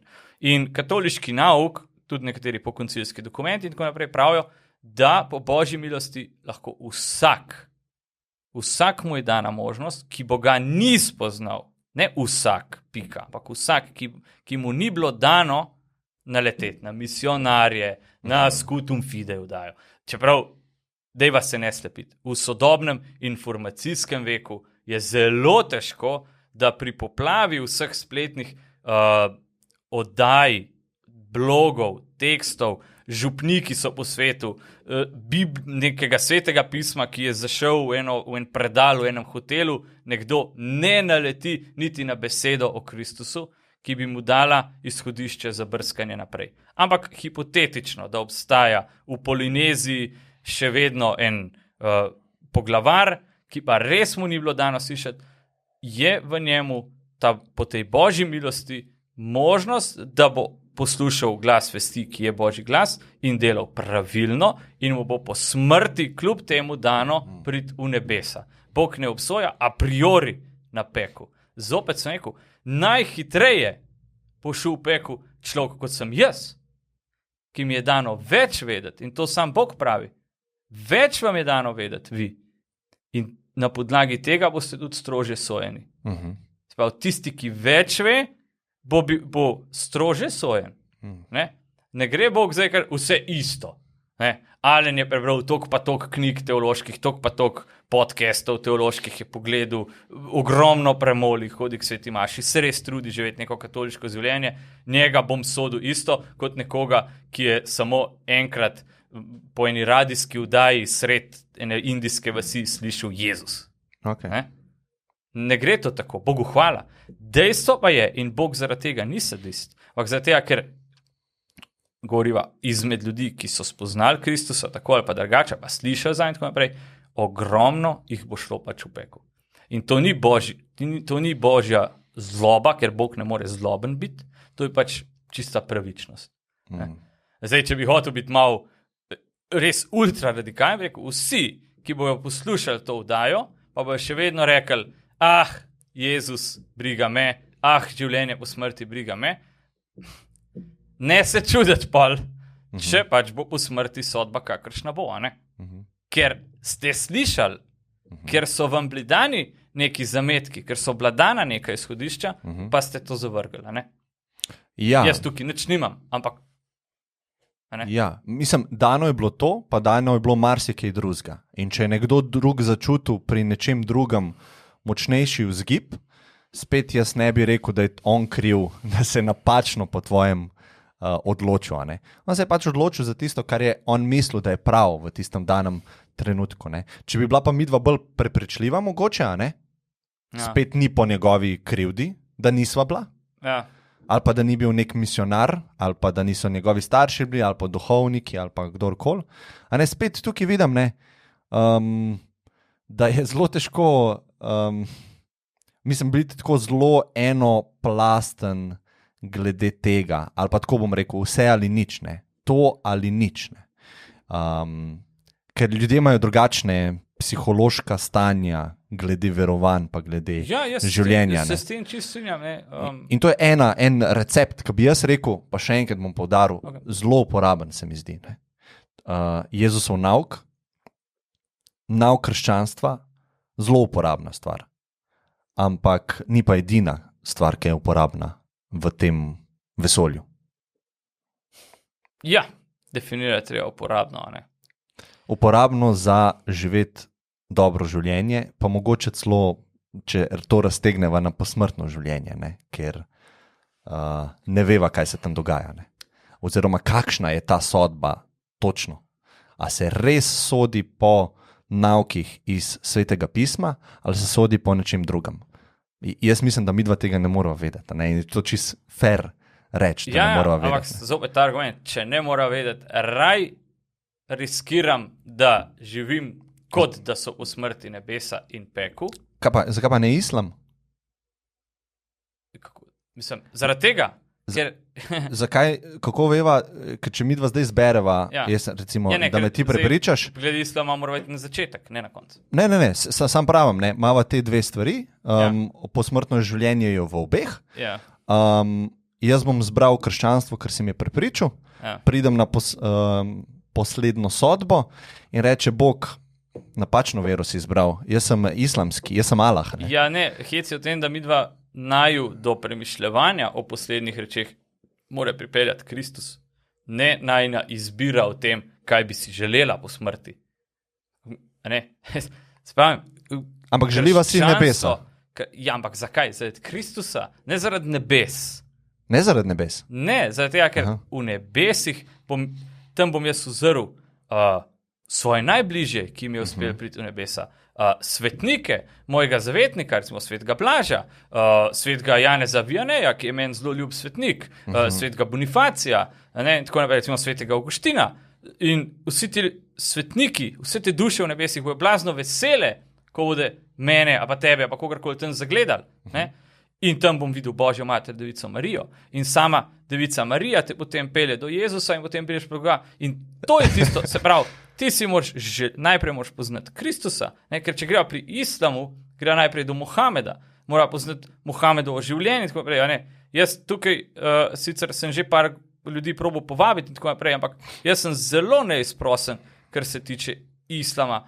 Ne zaradi tega, kar počne islam, ampak zaradi tega, ker je pač v svojem bistvu ena krščanska herezija s primesvi nekih protosemitskih verovanj iz arabskega polotoka tam v 6. stoletju. Lahko greva na to področje, ampak moj point je bil drugačen. Ne? Recimo ena od teh dveh stvari je resnična ali pa ena tretja. Kaj če narediva napako? Ne? Pusva zdaj te vse nauke islama, kako se je islam trenutno uveljavlja. Ne? Samo ta resnica, neresnica. Ker midva lahko zbereva krščanstvo, pa prijeva na poslednjo sodbo, pa reče Allah, napačnega Boga sta zbrala. Ja. Sorry. Jaz mislim, da ne bo tako. Razumem. Ampak raj razkiram to, kukor da se na koncu izkaže, in jaz verjamem, da je tako, da je pa trojedini Bog, pravi Bog, in da bom prišel pred njegovo sodbo in da me bo presodil drugače. No, sam hočem povedati, kaj vse riskirava. Se pravi, evo, za Boga sem pripravljen to riskirati. Ok, ampak za dotičnega Boga, to hočem povedati. Lahko riskirava, da je nič ali pa da je Bog. To je nička pa enka. In ti praviš, rajš riskiram, da Bog je. Smiseln argument. Pol znotraj tega morava pa še izbrati pravega Boga. In pol, no vem, ampak tega ta pravega, ki je sam en, morava midva zbrati pravilnega. Ker so še ostali, ki so lažni. Mislim, lažni so z vidika tega, da ne izhajajo iz krščanstva. Iz vidika razodevanj. Hočem to povedati, koliko imava pol riskiran. Ja, ampak mora začeti na začetku. Ne izbirava Boga. Bog je, sva rekla, riskirava to. Pa Bog je ta krščanski Bog, trojedini Bog. Ja. Še to sva riskirala. Ja. To se mi zdi veliki risk. Recimo, celo življenje sem se odpovedoval v dobju. Pusva to, ker so male, ampak ta... Ne so velike, ne. Nisem hodil na morje, nisem ne vem kaj, imel sem veliko družino, smo skromno živeli, kakšno smučanje. Mava hinduizem pol, budizem, janizem, islam. Vse to, celo plejado, to vse sva riskirala, da sva rekla, veva, da je ta. Ja. Ok. A ni to velik risk? Ja. Ok. Ja. Ok. Ja. Pol se strinjava, da ni to racionalna izbira, to, kako sva začela. Zato, ker greva se vrneva k Kristusu, lahko se vrneva k Krišni, lahko se vrneva ne vem. Vem, če jaz prijem v kazino, pa je tam dam na eno številko. Ne, kazino, ne. Ne bi te analogije zbral, ne, ker recimo najprej mora ročiti neke semi-svete osebe, pa recimo kot je Buda bil, ne, in tako naprej. Od nekih božanstv in od enega Boga, ki je recimo Jahve v judaizmu, pa Allah v islamu. Ne? In tukaj pravzaprav, to bo zdaj čudno slišati, gre za Boga. Ne? Ampak Boga, za katerega recimo pričujejo muslimani, Bog, za katerega pričujejo muslimani, ni trojedini Bog. Sam islam pravi, in zelo zanimivo je, tukaj pač ne morava islam dati na isto raven, ne samo zaradi časovnice, ker to bi pač nekdo lahko rekel, sej pred krščanstvom je bil pa judaizem. Ja, seveda, in Bog se je Izraelcem razodeval in ko se je očlovečil, so ga zavrgli, sprav so izbrali pot antilogosa, kot pravi Michael Jones. Medtem ko islam je pač čist antropološko, religiološko postal neka zmes tistih religij in seveda ima močno krščansko podstat in jaz v bistvu pravim, da je ena taka perverzija krščanstva, podobno kot protestantizem, ampak islam daje izreden poudarek na duhovnosti, ki je iztrgana iz konteksta krščanstva. Tam ni resnice, ker ni trojedinega Boga, ker Jezus v islamu ni Bog, je samo prerok. In tukaj moram jaz, to je pa potem ta racio, kaj pa je delu muslimanski prerok, kakšni so bili njegovi sadovi in tako naprej, kako je začel, kako se je širil in tako naprej, a so te sadovi dobri, a so te sadovi, a je sad tukaj ljubezen, upanje, kaj je pa dal Kristus prvim skupnostim in daje vsakemu kristjanu, ki zares skuša za Kristusom hoditi. Kakšen zgled je dal? Ja. Diametralno nasproten. In tukaj z vsem spoštovanjem do vseh vernikov islama, ampak sledite napačnemu človeku. Čist preprosto. Zato, ker nihče na tem svetu ne more reči, Jezus je učil to pa to pa to pa to. Lahko vsak reče, so bili dobri muslimani, so bili slabi muslimani. So bili dobri kristjani, so bili slabi kristjani. V redu, ampak podstat ene in druge religije sta te dve sveti osebi. Učlovečeni Bog Jezus Kristus, Mohamed. In ko gledamo njuni poti od življenja do smrti, sta diametralno nasprotni. Jaz recimo sem tekom študija na teološki tudi enega od predmetov imel islam, bral avtorje o islamu in tako naprej, ko recimo zgodovinski pregled Mohamedovega življenja, kako so tudi pisane sure in tako naprej, zelo, zelo iracionalno, vidi se tisti prelom, ko se začnejo sure pisati na podlagi tega, da bi ustrezali Mohamedu in njegovi tisti pač roparski tolpi, ki jo je imel in tako naprej, take stvari. Se strinjam. Ja. Ampak, Kar, sej. Rekel si, ko gledam življenje ali pa nauk islama, mi stvari niso pogodu.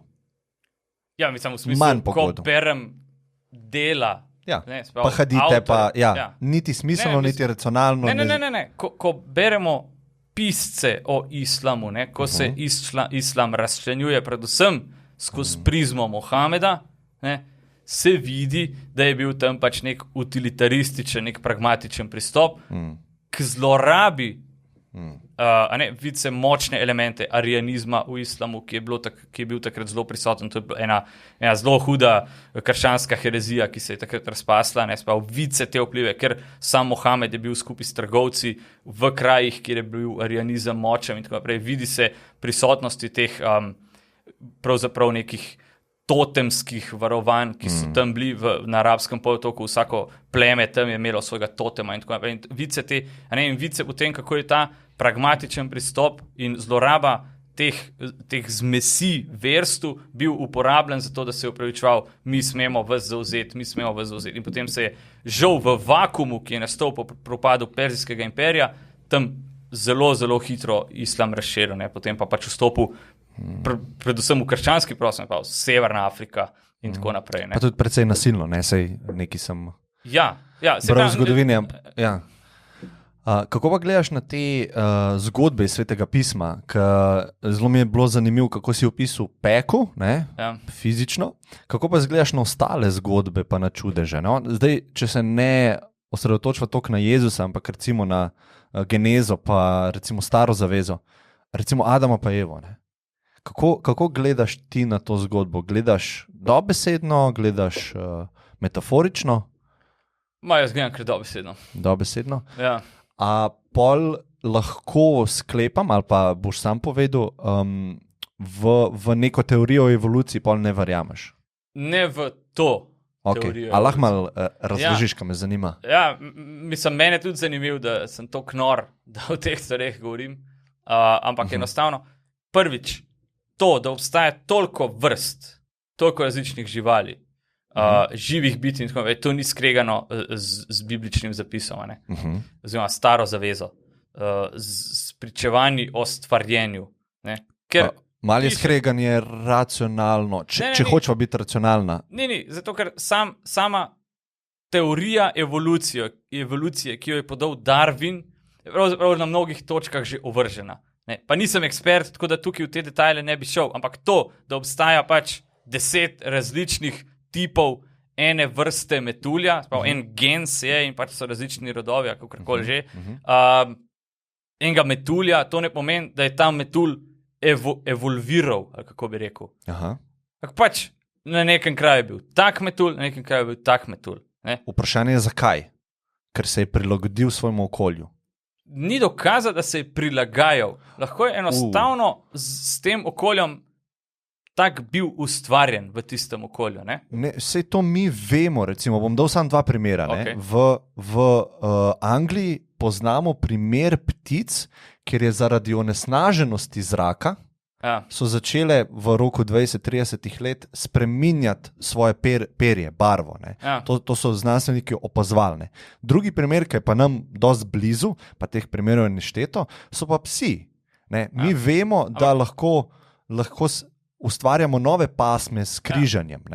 In zdaj, kako se križanje dogaja v naravi naravno, je, da preživi tisti, ki je bolj prilagojen svojemu okolju. Ali lahko lažje da gene naprej, ali pa lažje preživi. In na podlagi tega, to je teorija o evoluciji, na podlagi tega se vrste počasi spreminjajo. To ni evolucija.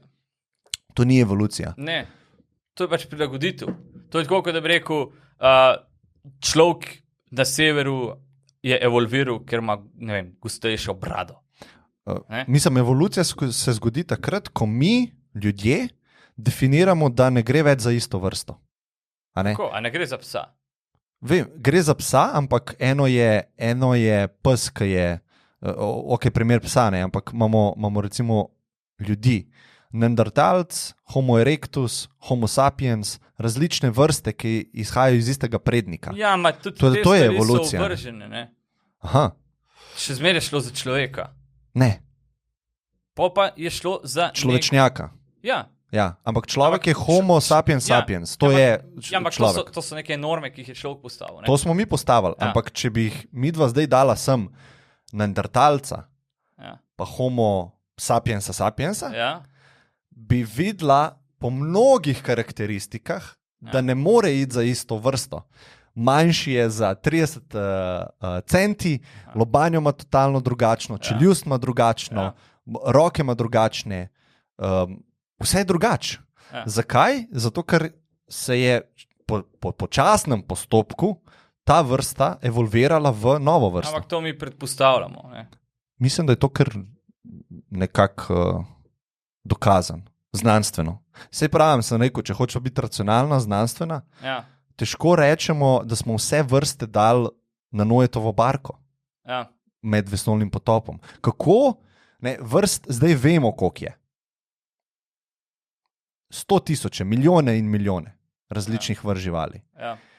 In zdaj treba verjeti, da je Noe, ki je naredil barko, da je vse te vrste dal na eno barko med vesoljnim potopom. Dinozaure je pozabil. Dinozaurov takrat sploh še niso vedeli, da obstajajo, zato jih niso opisani. Vse to je tudi pol zanimivo. Kako bova zdaj midva racionalno to rešila zagato? Mislim, aj potreba potem. Ja, če se človek sprašuje, tukaj imam neko knjigo, noter so resnice življenja, noter je vsa resnica, ki jo ti v življenju potrebuješ za dobro življenje, potem pa za dobro smrt. Pa za dobro smrt, pa posmrtno življenje. Bravo. Potem pa imam še kup balasta, ki ni resničen. In zdaj imam jaz problem, temu ostalemu verjeti. Zakaj lahko zaupam temu, da je Jezus vstal od mrtvih, kaj ne morem dokazati nasprotno? Imam pa tudi Noetovo barko, kjer so vse vrste, cel živalski svet je šel na eno barko. In zdaj imam jaz težavo, ne? Zakaj pa ne verjamem, da je Jezus ostal od mrtvih? Dobro vprašanje, jaz o tem iskreno nisem razmišljal. Res ne? Ne. Ko govorijo o teh zgodbah, a so metaforične ali so dobesedne? Adam pa Eva. Nisi razmišljal o tem? Ne, ker ne vem, kako bi to vplivalo na to, da je pa Jezus zares živel. Na to, ker izhaja iz istega vera. Ne. Podobnega. To ne izpodbija zgodbe o Adamu in Evi, zgodbe o padcu v raju in tako naprej, ne? Ker to lahko tudi bilo lokacijsko popolnoma druge, ne? Recimo raj, zdaj to tako govorim tako, pač, ne? Ja. Recimo tudi, ko se je zgodil vesoljni potop, lahko da pač, ko pišejo o čaki, o vesoljnem potopu, ne? Ko nekdo govori o svetu, ki se je potopil, morda se o tem govori o svetu, ki je bil njim takrat poznan, ne? Ja, je bila neka lokalna poplava. Oni niso mogli iti v vesolje in z neke vesoljske postaje gledati zemlje, da bi rekli, sej naš svet ni samo ta ozemlje, ki smo ga zmožni prehoditi. Sej mislim, da obstajajo zemljevidi, koliko je recimo v tistem času, ko je bila Stara zaveza pisana, ko so bili ti zgodbe pisane, koliko je človek poznal, ne? Ampak zanj je bil to svet. Ne? Sam problem mava, zelo velik problem. Tak je pisal to, pravi, svet se je potopil, nima informacije, da je svet mnogo večji, pa da je v krogu, recimo, ne? Nima te informacije. Ma pa informacijo o mnogo večjih resnicah, ki se jih mi sprašujemo. Ne? To je zdaj problem. Zakaj nima informacije o tem, da je Zemlja okrogla, pa da je velika, ma pa informacije o tem, kaj se po smrti dogaja. To je velik skok. Sej ni fora v tem, da ni imel informacije, da je Zemlja okrogla. Te, ki so Biblijo pisali, pa Evangelije. To ni debate. V krščanstvu sama krogla zemlje ni vprašanje. Ne? Ampak, rekel si, lokalna poplava je bila. Ja, recimo. Ne? Zakaj se reče vesoljni potop? Ja, ker ne vem. Morda to pač ni prevod, razumeš? Morda ni prevod vesoljni potop. Ne? Pač bi mogla gledati grški izvirnik, vem tako, kako je bilo zapisano. Ne? Ampak hec je v tem, ni isti avtor zgodbe o Stari zavezi, zgodbe o stvarjenju, ni isti avtor, ne, kot, ne, sprav, da bi rekel, ker je isti človek si zmislil ali pa prenapihoval neko zgodbo o stvarjenju, o vesoljnem potopu, kot je pisal o tem, da je Kristus počel to. Jaz temu zdaj ne verjamem, ne. Ker pa če drug avtor, ne, če prav gre za Božjo besedo, oziroma gre za pričevanje nečesa, kar je Bog delal. In meni se tako ne zdi nič tragičnega, če sprejmeva recimo to, da je bila lokalno ta zgodba, zdaj lokalno je lahko na neko vas, lahko je na neke večje regije, to pač prepuščava zgodovinarjem, strokovnjakom, ki bo rekel, koliko je bilo veliko takrat območje, ampak na neko območje, če to ne gre za dejanski potop celotnega sveta in če ne gre za to, da so vse živalske vrste na celem svetu še na tisto Noetovo barko, razen seveda rib in sesalcev v vodi in ostalih vrst živali, ki pač jim ni bilo treba na ladjo iti, ne? Če je pač avtor to doživel zaradi istih razlogov, kot jih opisuje na nekem lokalnem področju, jaz mislim, da to ne izpodbija recimo, dokazov o Bogu, ne? Absolutno ne. Nisem hotel tega reči, samo vir se mal omaje. To sem hotel reči. Ne? Ker ni isti vir, samo zbranje v isto knjigo. Ampak če bi v tej knjigi pisal da bi bila upisana črna luknja ali pa nekaj, kar takrat niso vedeli, pa bi mi mnogo kasneje to potrdili, to bi ta vir, bi se strinjal z mano, dvignil na novo raven glede verodostojnosti. In take stvari ga pa spuščajo glede verodostojnosti. Dobro, se nekako samo stvarjenje pravzaprav v marskaterih opisih sovpada z znanstvenim pristopom k tem, kako je vesolje in svet nastalo. Ni dokazano. Je bil tudi katoliški duhovnik, ki je v bistvu to dokazal. Kaj pa Adam pa Eva, če se vrneva na to? Kako pa to razložiš, recimo, kaj nisi mi povedal glede evolucijske teorije, ne? Kaj ti verjameš? Se pravi, Adam pa Eva sta bila prva človeka in mi vsi smo potomci Adama pa Eve. Ja. Ok. Ja. Mislim, jaz se pravim, nisem biolog ali nekaj, ampak ne vem, zakaj bi bilo to kaj manj verjetno, kakor to, da smo se razvili iz opice. Sprav, če gledava nek neskončno dolg časovni okvir, to so milijone let, kakor je nek znanstveni okvir Zemlje in tako naprej, zakaj bi bilo toliko bolj verjetno, da smo se mi iz nekih primitivnih celic, recimo temu, razvili v razumska bitja, kakor to, da je ob stvarjenju vsega, kar je, ko je določil tudi vrste Bog in tako naprej, ustvaril tudi Adama in Evo in jo ustvaril tako, da se lahko plodita in množita.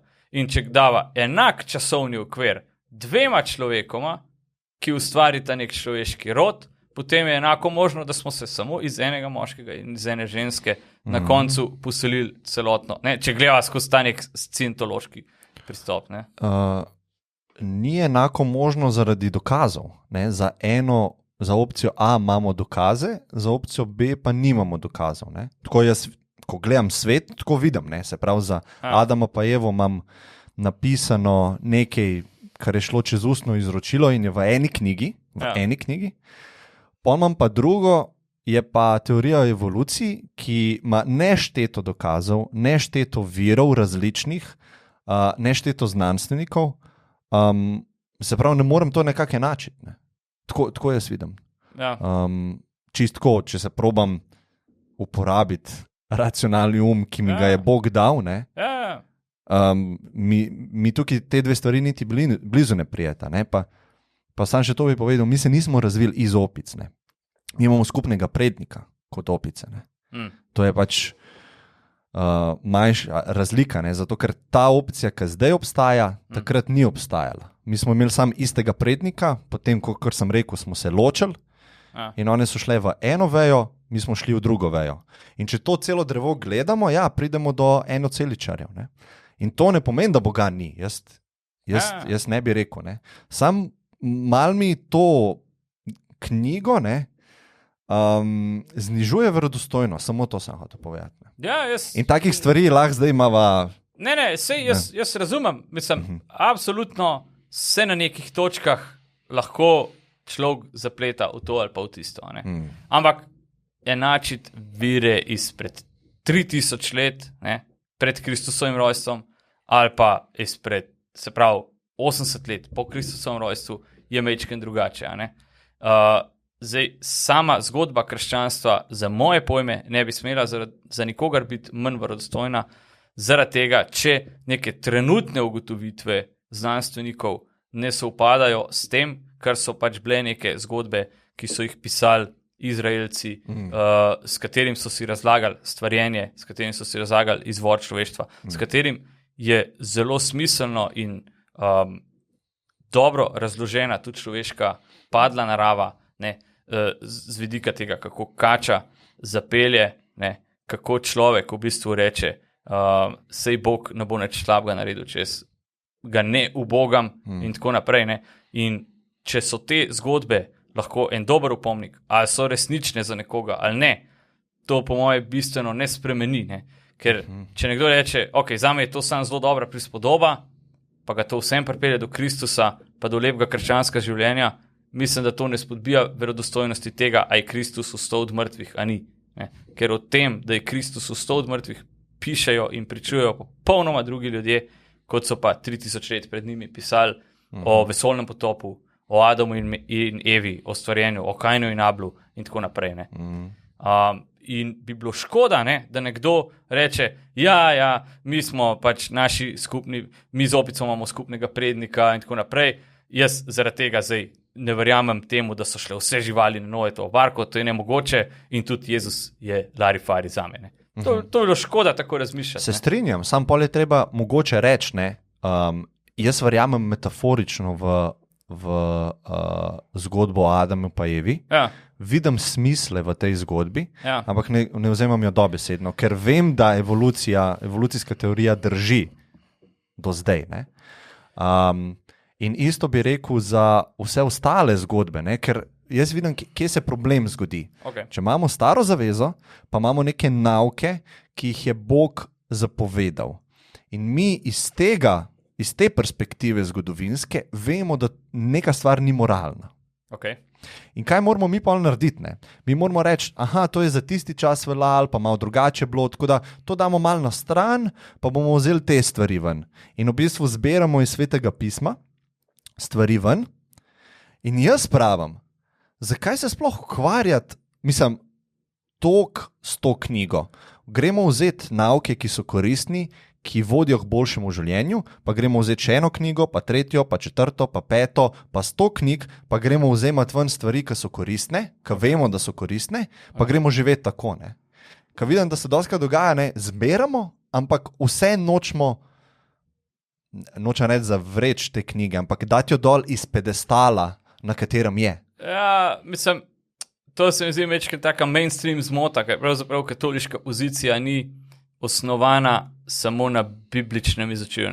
Krščanska vera ni vera knjige, ne. Je vera izročila. Se pravi, to je tak zelo mainstream protestantski pogled. Ne. Vi Bible thumperji, ne, vi pač sam Sveto pismo, vi častite Sveto pismo, karkoli. Pravzaprav to ni res, ne. Ker ne povem, da ne verjamemo v to, da je v Svetem pismu zapisana Božja beseda, in tako naprej, da so preroki v stari zavezi resnični, ne, da so očaki resnični, da karkoli. Ampak samo pravimo, ne, da ne hodimo, ne prebiramo samo Svetega pisma. Ne. Katero knjigo bi pa dal, oprosti, ker te prekinjam, ampak ful dober point. Mava recimo nek otok, živijo gor ljudje, native people, ne, in midva jih naučiva brati, pa imava opcijo samo eno knjigo, da jim pustiva. Pa družbo imajo čist neizoblikovano še, ne? Okay. Ti bi zbral Sveto pismo, verjetno. Kaj jim bo najbolj koristilo za organizacijo družbe? Ne vem, jaz sem sam človek. Po moje, glede na trenutne sentimente, bi dal Svetega Ligvorja pripravo na smrt. Zanimiv. Zanimiv odgovor. Ja, po moje bi to, ker se pravim, ali pa Avguštinove izpovedi. Ne vem. Ne, po moje bi trenutno... Sprav, naj bi jim Božje besede dal. Ja, ne, zaradi tega, ker vsi cerkveni učitelji in recimo Sveti Ligvorij je doktor cerkve, ne, to je zelo, zelo visok naziv, ki ni kar tako dan, v pripravi na smrt, na kateri je pravzaprav osnovan misijon o premišljevanju o posebnih rečeh, je ves čas, se pravi, se navaja Božja beseda, ne, pri njegovih premišljevanjih, po vsakem odstavku, odlomku je osebno premišljevanje, molitev, kjer zopet se obračamo na Boga in tako naprej. In ves čas v bistvu on izhodišča, ki jih je doumel kot svetnik, premolil in tako naprej, se opira na Božjo besedo, na Sveto pismo, ni pa potrebno mi brati Svetega pisma zaradi tega. Ne? In na koncu je pač lepo tudi ena priprava na Sveto spoved, je ena cela sveta maša noter, kot en mali misalček in tako naprej, in par molitev še na koncu, par pesmi, in to je taka knjigica 100-120 let stara in mislim, da je bila krasna knjiga, sploh za kakšnega sodobnega človeka. No. Premalo, zopet se pravim, to, kar danes ljudje pojmujejo kot krščanstvo, nek povprečni človek, mainstream družba, ni katoliški nauk.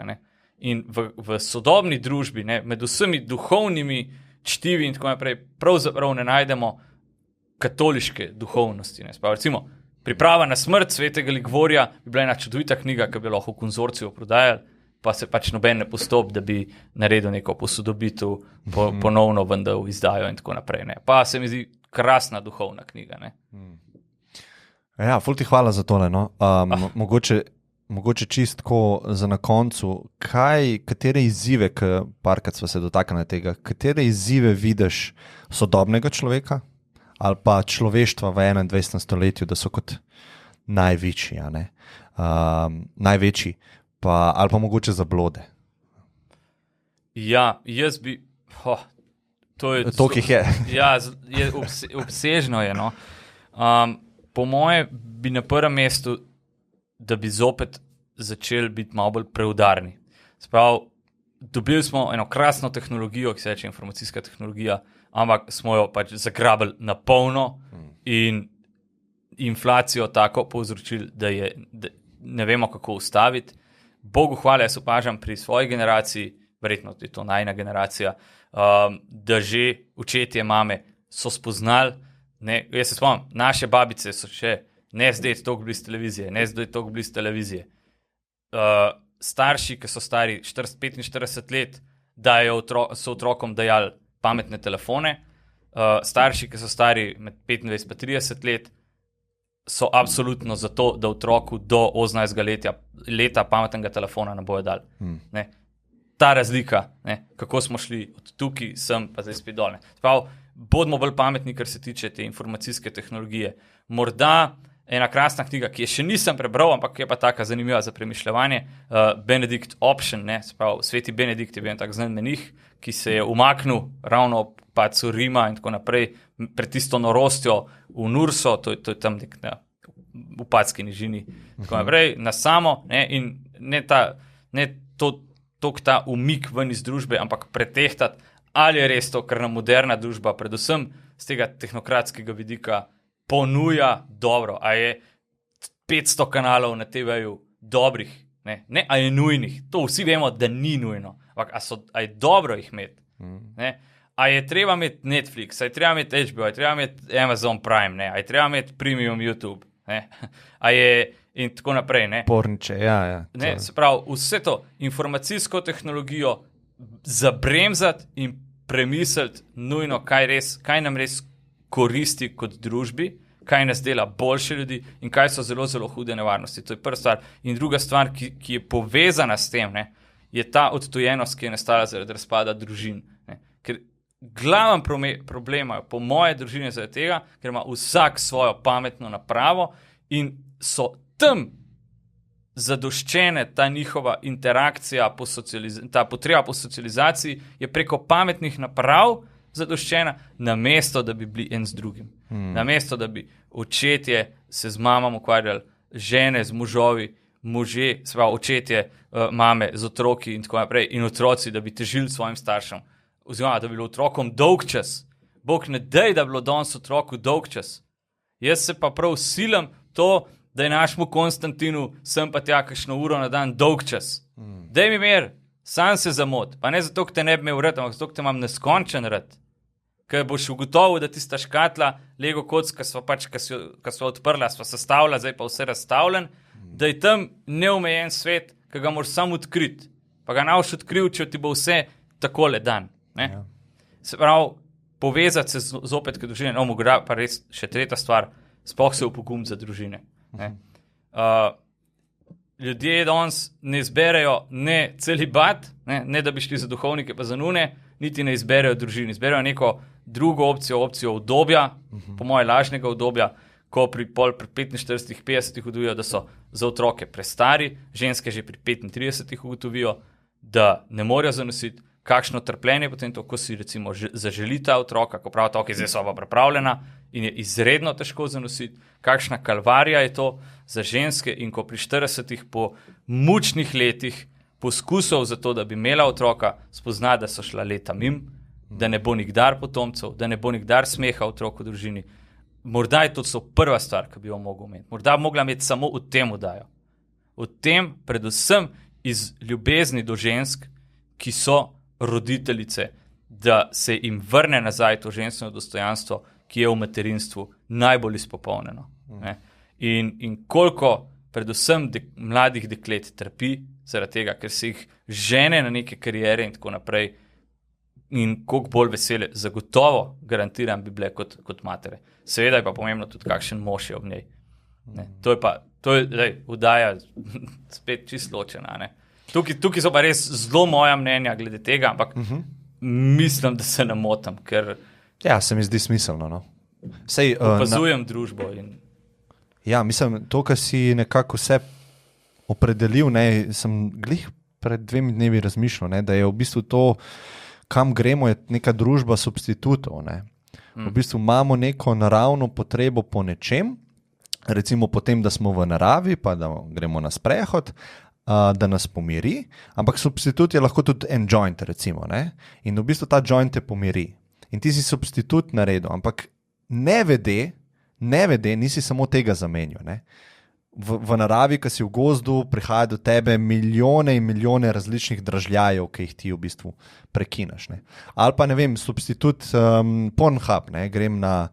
Grem porniče gledati, ne? To je substitut za to, da bi se jaz mogel prisiliti, najdeti punco, zraven svoje socialne veščine opredeliti in na koncu tudi seksati, recimo. Ne? In jo poročiti. In pol sekcah. Bravo, hvala, ki si me popravil.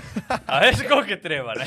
No, ampak ja, ta moj point je, ne, da v bistvu delamo substitute, ne, in v koš vržemo še ful ostalih stvari, ki so za človeško psiho pomembne. Ne. Ja, ali pa otroški objem domače živali. Ne, jaz to recimo opazujem pri svojih, mislim, z vsem spoštovanjem, ampak pri svojih vrstnikih. Ne. Ni ko začne govoriti mama, ata, ko se heca s tabo, naša en let pa pol, še ne govori vida, koliko si stara. Tega ne bo nobena želva, noben hrček, nobena čivava nikdar znala. Pa je lahko, in pes je človekov res najboljši prijatelj, ampak noben otrok ne bo tega dal nikomor. In to mislim, da si zelo dobro rekel, družba substitutov. Ja? In tudi recimo, ko se, zdaj, če se majčkam sam na svoje polje dam žogo, no, ko se trojedinega Boga, edinega pravega Boga skuša zamenjevati z drugimi verstvi, z drugo duhovnostjo, je za moje pojme tudi en substitut. In recimo prevpraševanje o nekih starodavnih zgodbah, o njihovi resničnosti in tako naprej, je lahko zelo dobra miselna igrica za vernike, za nevernike, za kogarkoli, za radovedne ljudi. Ampak to ne izniči resnice po učlovečenem Bogu in potem, kar nam katoliška duhovnost daje v svoji polnosti. Ne? In jaz bi si pač sam res želel, da bi ljudje začeli vsaj premišljati o tem, ne? Kaj sploh je katolicizem. Ker se mi zdi, da ljudje danes ne vejo. Ne vejo, kaj je to katoliška vera. Ja, to so oni, ki ne verjamejo v evolucijo, to so oni, ki verjamejo, da so vse žvali šle na novo to barko. Mislim, jaz vse to sprejemam, ne? A pa oni, ki grozijo s peklom. Ampak to so teme, ki so jih vzele v 2 urah. Ne, to so bar meni kratke vdaje. Aha, res imaš 4 ure. Se da. Ja. In to morda čisto, ker gre v koncu. Ne, za zadnjo besedo. Raziskujte katoliško vero in ne dovolj, da bi pač za moje pojme predvsej banalne stvari blokirale to, da ne bi odkrili globine, ki pa se ponuja preko Kristusa in pa pač preko zakramentov predvsem. Ne. Absolutno se strinjam. Raziskujte. Ampak tukaj bi jaz dal sam piko, raziskujte. Tako da s tem ni nič narobe. Alen, izredno hvala, no, ker si se z mano spustil v to. Meni je bilo v veselje. Ja, jaz ne vem, sem se na začetku zahvalil res za povabilo, ampak če se nisem, najlepša hvala za povabilo. Hvala, ker si mi dal to platformo, da si omogočil, da mogoče pred večjo publiko spregovorim o določenih temah, o katerih se danes tudi strani katoliškega duhovnika, ki si ga imel tukaj, ne govori na tak način. In se mi zdi, da se dela škoda dušam na ta način in res najlepša hvala, ker sem smel priti. In upam, verjamem, da bojo taki in drugačni komentarji, ampak upam, če bo eden rekel, čak malo, ta je pa toliko zmešan, da mu skoraj lahko verjamem, pa šel raziskovati, da bo to veliko delo, ki sva ga opravili. Bova dala tvoj kanal spodaj, tako da tiste bi jih res povabil, da te, če so začutili, da te grejo pofollowati, ne? Ja. Tako da meni je bilo največje veselje. Tako da hvala nazaj. Hvala res. Hvala, Alen. Čau.